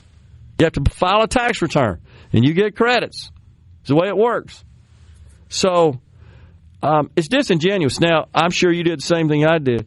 You go look at the comments from the people on this thread who also don't understand squat about this, can't do the math, and don't get the way subsidies and taxes work. Man, they're jumping off a cliff. You've seen some of that stuff. It's just so Jeff unbelievable. Bezos and Elon could buy more yachts and homes and live comfortably while the working poor can't even put food on the 7-month-old cardboard box they stole from a Walmart dumpster because they can't afford a... And I can't say the rest. It's just, it's unbelievable. I saw it as well. Many of the texts are replete with profanity. Unbelievable. Here's one. I wish with every bone in my body that politicians had to directly live under the laws they set. I bet they wouldn't be so jubilant about ruining lives if they were broke and had nothing to. So are you saying that there's a different set of tax law that applies to members of Congress? You're an idiot. That's not how it works. Oh, my gosh. Man, some of the profanity is incredible. Here's another one. Because clearly the poor have too much and the super rich need that money. Here's the truth. And we've shared this before. It's worth repeating. 51% of the households in this country paid no federal income taxes last year. 0.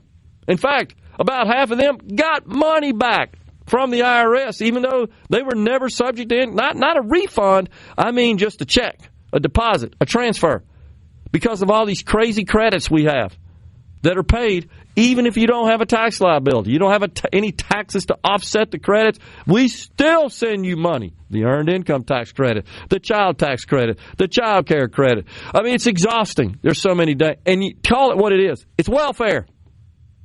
It's not a tax credit. You think about tax credits because you took some action, you qualified somehow for an offset of your tax liability.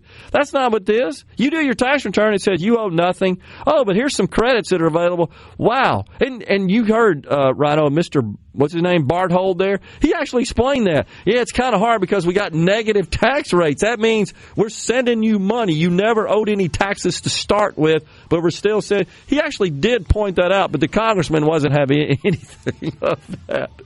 I believe his exact phrasing was, it's hard to find a denominator because you can't divide by 0. That's right. You're exactly right. So he was explaining it. But the congressman, he just kept on his tirade. I get upset about this because you look at the thread and you see all these people who believe all this crap. And I don't think our texter believes it anymore. I'm not really sure. But initially I felt like... Yeah, they said, I don't like being misled, so I'd appreciate some context. Okay, there you go. Thank you for taking time to respond. You're very welcome, and I hope that helped. And I'm sorry to get a little passionate about that. But we got to stop lying. Members of Congress, elected officials, quit lying. Tell the truth. Coming right back. Pickup truck. It's so awesome! Middays with Gerard Gibert. Come on, let's get on with the show! On SuperTalk Mississippi.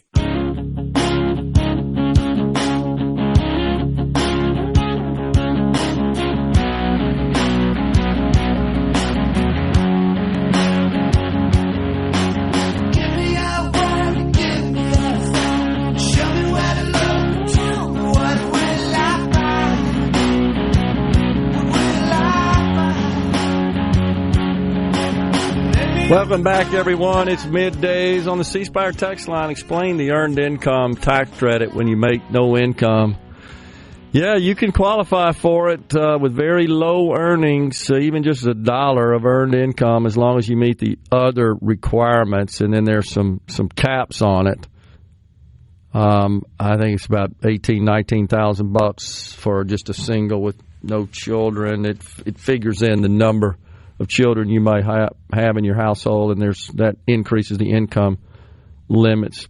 And you also can't have like more than $11,000 or something like that of investment income.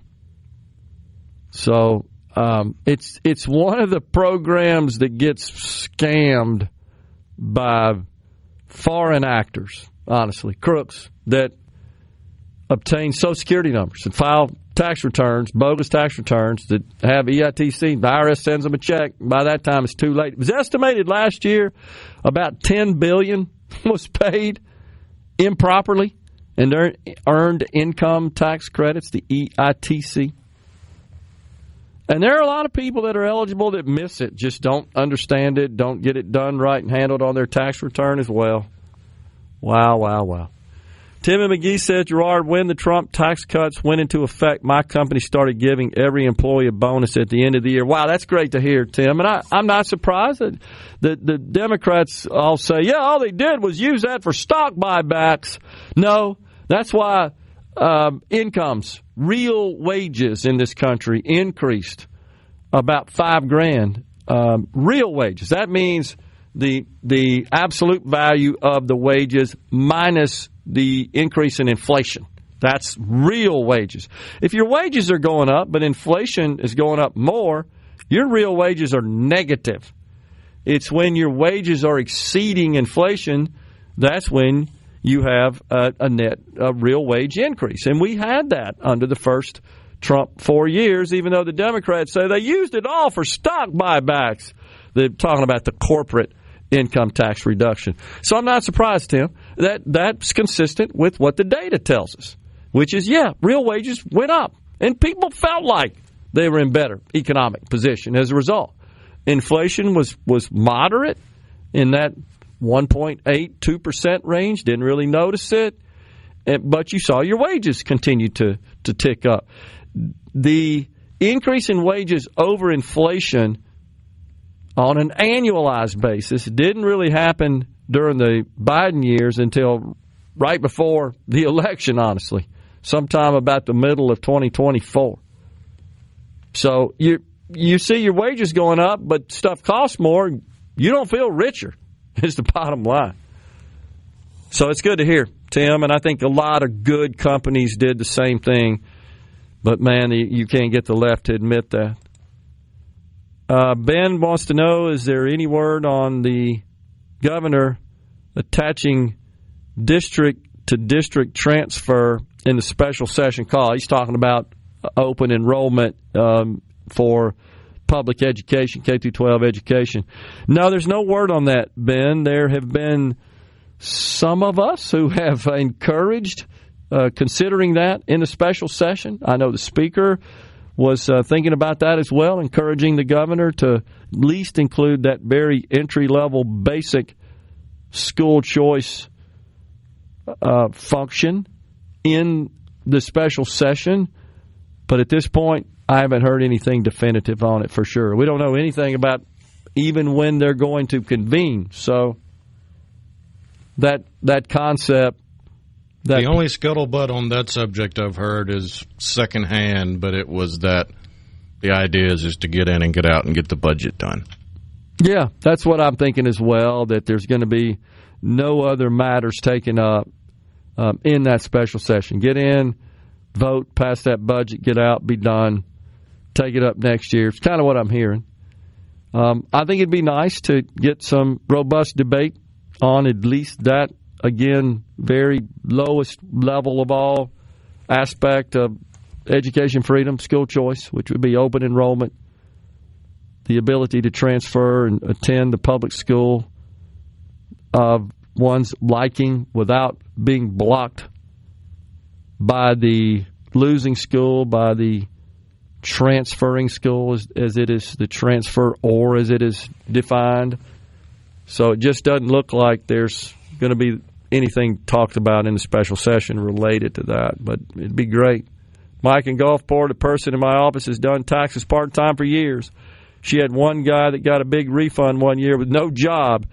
He got a good job the next year, and when he was told he owed taxes, the guy flipped out and quit his job. Yeah, that's just how perverse it is, and that's probably because of the earned income tax credit. As a result of that, I'm not a big fan of that. And it's considered an anti-poverty measure, if you will. Just here's some money, based on your income being low as defined by that part of the law, the tax law itself. So let's see. People love sucking off the government or off the taxpayers on the ceasefire tax line. I've known multiple people in the past that have loaned out their second child to a neighbor that had no children just to receive the earned income tax credit back from the state and federal government because the second child does not bring into the household as much of a deductible as the first child does. Neither family works. Nothing like that surprises me. All the scams. That's still illegal. That's totally illegal. That's tax fraud. That's felony fraud. But again, we don't have the resources to run around and identify all those situations. I've always believed that the only way to do it is with some super sophisticated, powerful technology, especially with artificial intelligence that can emulate, if you will, what a human being would have to, the process they would have to go through to determine that that's going on, which is illegal. We need technology, honestly, to serve. With everybody having a digital footprint, you may not be able to catch every single case like that, but I bet you could find a whole bunch of them. Because just like this person, Kirk from Columbus, has sent that, people just know, right? They can't shut up about it is one of the problems. They like to blab about it and brag about it, and it gets out there. And I think if you had electronic systems that could, again, possess some degree of human decision-making prowess and discernment, you could probably find a lot of these cases. That's the only way we're going to stop all this waste, fraud, abuse. Fraud in this case, in my view. I wouldn't go so far as to say it's a major issue, but I do wonder if we had the technology to do the digging, if we would find a sizable number of people claiming pets as a dependent. Anything is possible, and that nothing would surprise me. I mean, you're technically supposed to have a Social Security number and all that sort of stuff, but those are floating around all over the place, so that's not easy. It's not hard to obtain. And all they do is they say, hey, wait, we already got that on somebody else's tax return. I mean, it's literally not my problem, right? That's what happens. Welcome to the mindset of at least half the government workers out there. Just not going to do it with people. That's the only point I'm making. If we're thinking about all this stuff that's been on, and think about how it all got discovered. You think about what Doge did. Use technology. It's not like this Doge team was running around the countryside. Kirk from Columbus here, they didn't go find these people in their house and say, hey, wait, you're loaning your kids to the neighbor there to scam the tax system. No, they were using some pretty powerful technology to determine those kinds of situations and identify. And honestly, some of it wasn't even powerful technology. It was like, oh, wait, they're in the Social Security system and they're marked as still upside on the planet, but they're 150 years old. I mean, that wasn't hard there. That's a pretty simple date math and checking of a flag that says deceased or not. That's rudimentary software there. It's like coding basic there. Spreadsheets. Yeah, but when you think about things like this where you're trying to search all available data to figure out, wait a second, something didn't add up, that gets a little more sophisticated, a little more complicated. But we do have technology, and again, everybody in the dang world's got a digital footprint, and you could use that data. It's all out there, living out in this World Wide Web, and scour that for this kind of information, these sorts of clues and indicators, and then take action. That's the way to address this problem at the state level as well. And, of course, the big problem, like in Medicaid, for example, is people are enrolled in multiple states. And the way the Medicaid program works is normally states have typically, such as in Mississippi, you have a third party that administers the program, and you just pay them per head enrolled. So if they're enrolled in two states are paying for the same person out of their state funds, respective state funds, because they're enrolled in both. Because they don't talk to each other. It's insane to me that the Medicaid systems do not integrate, do not crosstalk, do not share information. That's a pretty simple thing to do, to say, hey, wait, you're enrolled in Louisiana, Alabama, and Mississippi, and all three of us are paying for your Medicaid? No, we're only going to pay you where you live. Coming right back. What your life can truly be. Shining star for you to see. What your life can truly be. From the six. We interrupt this program. Gerard Gibert. Here we go. This is huge news. Huge news. Huge. You need to listen to this. Middays with Gerard. SuperTalk Mississippi.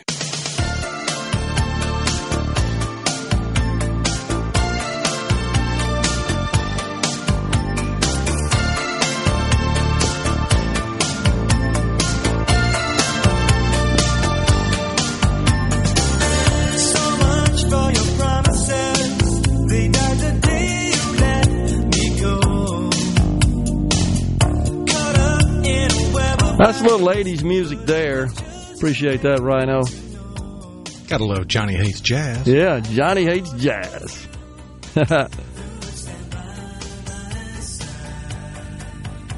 You know, back then, the look was all angles. The hair, the face, the clothes. It was just an angle, like triangles stuck together. Oh, man. Or concentric circles with Devo. That's true. Oh, no, it's Devo. That's right. And then that abstract shape of flock of seagulls in their hairdo. Oh, yeah, that's true. You want to look for reasons why the ozone layer was depleted. It's probably all the Aquanet that Flock of Seagulls was using. So just for the heck of it, I went in to the IRS website and used their tool to determine if I was eligible, hypothetically, for the Earned Income Tax Credit using the Earned Income Tax Credit Assistant. Completed all the requested information, and it produced results. So I input that my wages, you have to make some money. You can't be zero, by the way. So you got to have some compensation other than anything over, if you have more than $11,000 from passive income, investment income. You can't have that. But you have to have some sort of income. I told it I had $1 of income for the year 2024, because we're filing 24 tax returns right now. And it came back and said, yeah, you qualify. You get $2 back in the form of an EITC. Oh, man. Based on the information you provided, you are eligible for the Earned Income Tax Credit estimated amount of $2. There you go. This credit amount will reduce your 2024 taxes when you file your return with the IRS. If the credit reduces your tax to less than zero, you may still get a refund. So there you go. That explains it. So CC in Senatobia said you spoke earlier about liberals living in fantasy land, and that is exactly what that information is coming from about making less than $15,000 getting a tax increase. Liberal fantasy report. Well, yeah, we've unraveled the details there and the nuance, and we found out they're talking about the expiration of the enhanced subsidies in the ACA exchanges. Of course, that only applies if one purchases their coverage in the ACA exchanges. About 15 million do receive some sort of subsidies when they buy coverage from the marketplaces. And sent a photo of Bernie Sanders there. His head is, with his mouth wide open, is consuming most of the framed photo. It's the big, ugly oligarchy monster, he said. That is unbelievable. It's so true there. Let's see. So a person sent us a text line, Rhino. You probably see that from a 302 area code. About an hour ago. Said national security is definitely important. Transparency, likewise. Talking about the cover-up, what I believe is a cover-up of Joe Biden and his health, and now it looks like his physical health as well as his mental acuity. Can you compare and contrast any national security breaches that occurred under Biden within the time period he may have had prostate cancer, specifically any adverse repercussions to the American people, not hypothetical, would signal-gate all instances where Hegseth and or Waltz and perhaps Noam knew of or included non-top-secret clearance individuals in top-secret conversations. Operation security is critical, as you know, regarding transparency. Are you confident in the current president's medical records released to the American people? 6'3", 225, healthiest president ever. Are you good with Trump criticizing America's part in the GWT in a public... Global War on Terror. Global War on Terror, yeah. I couldn't remember what that stood for. I got it. In a public meeting with Saudi and Qatari leadership when it's known they've helped finance 9/11.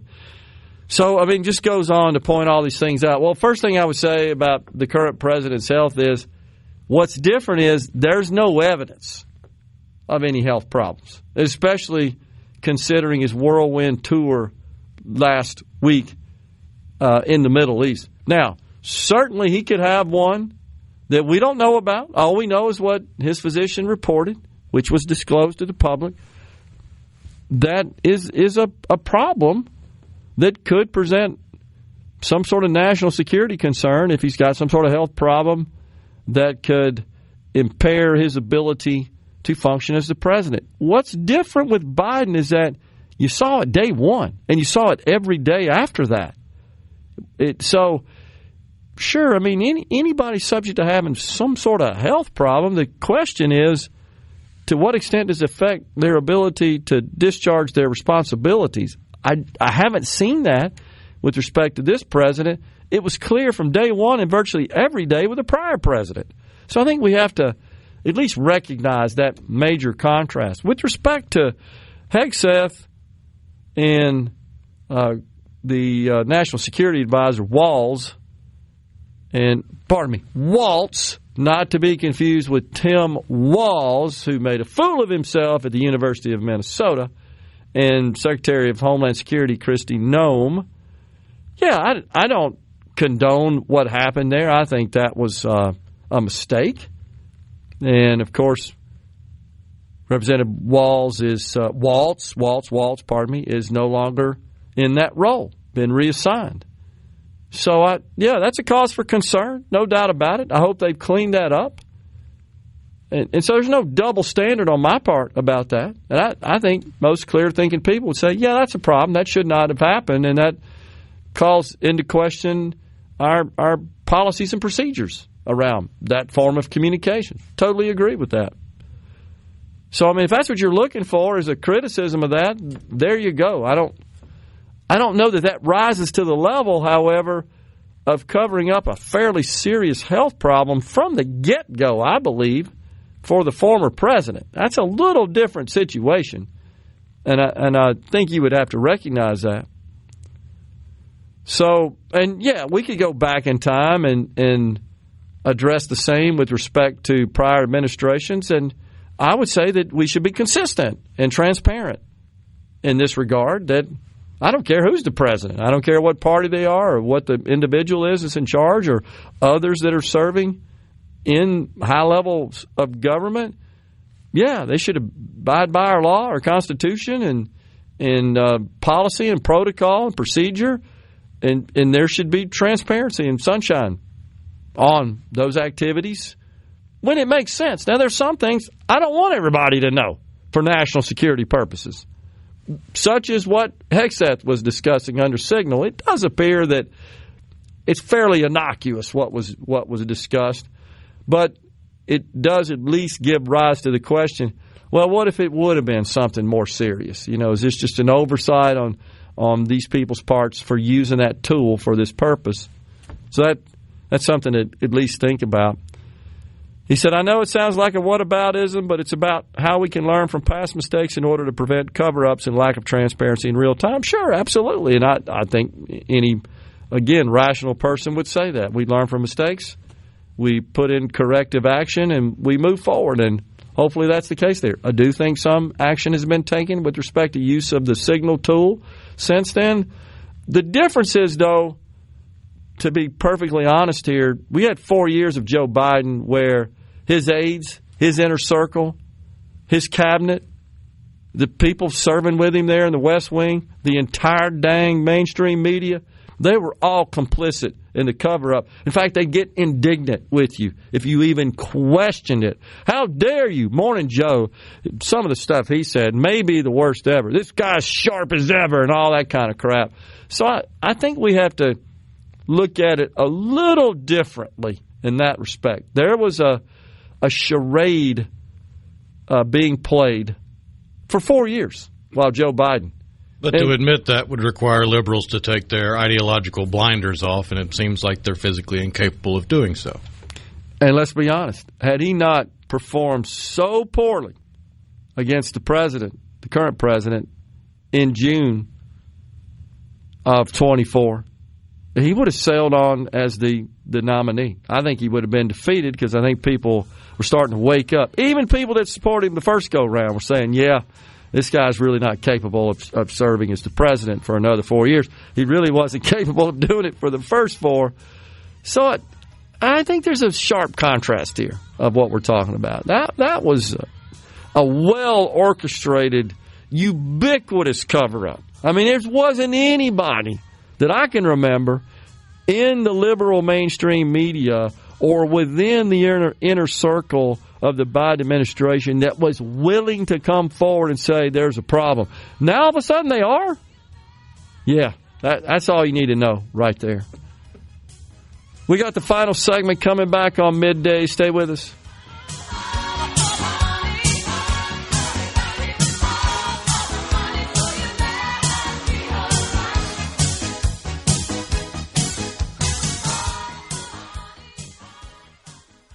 In Mississippi.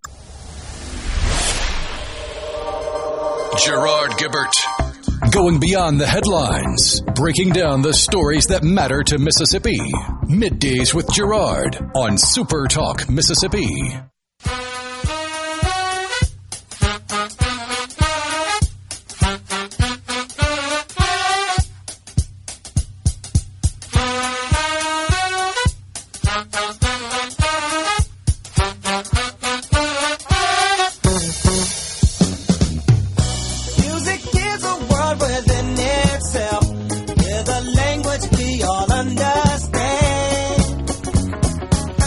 Stevie Wonder.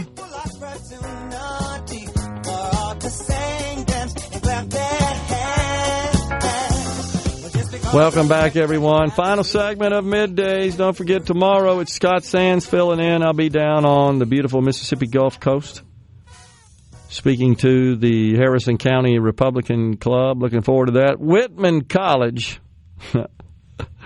Oh, my gosh. The president officiates an anti-Trump lesbian wedding featuring a husband. Oh, my gosh. Yes, indeed. President Sarah Bolton officiated the nuptials of Lita Bacchus, a non-binary lesbian, at which I-do's and dyke rings were exchanged. Oh, my gosh. At Whitman's Olin Hall.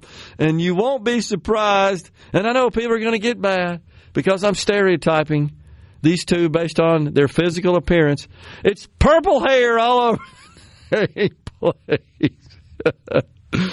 The wedding dress code that was stated on the invitations included dyke decadence.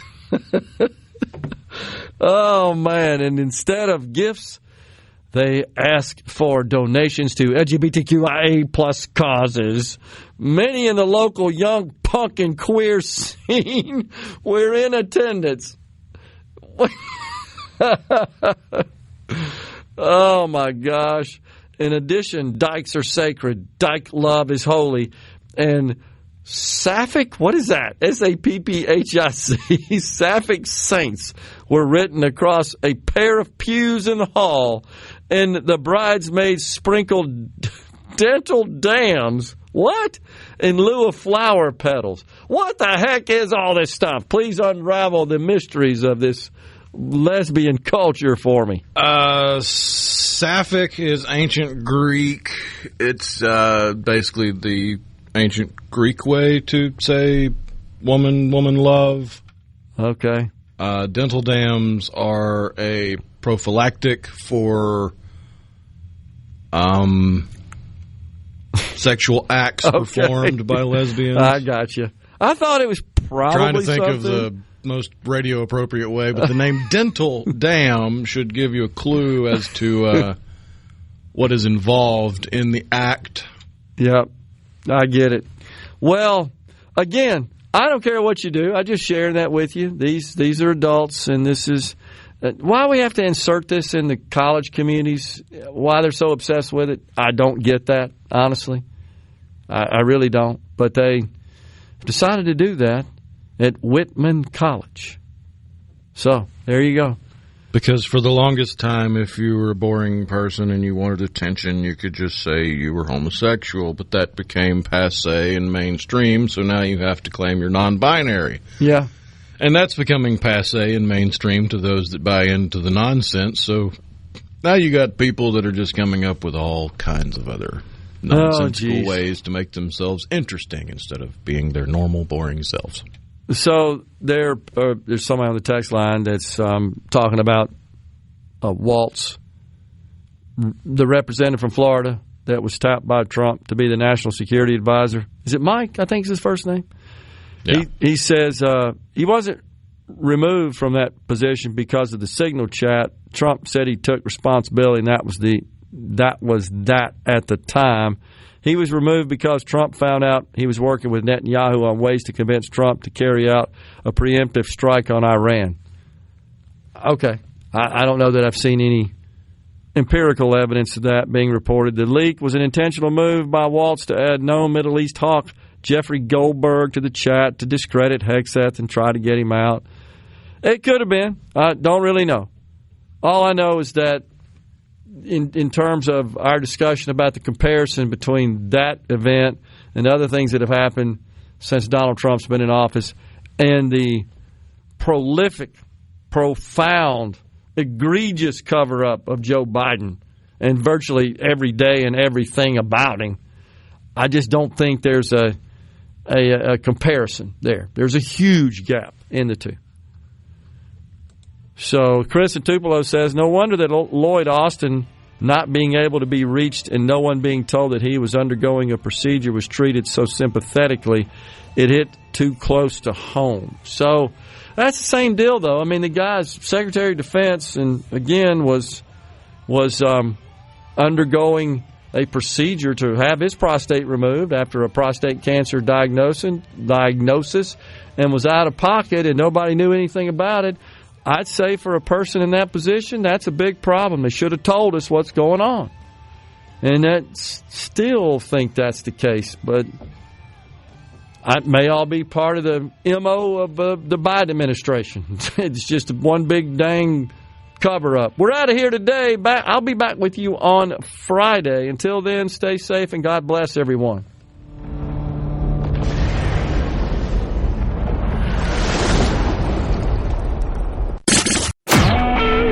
SuperTalk Mississippi media production.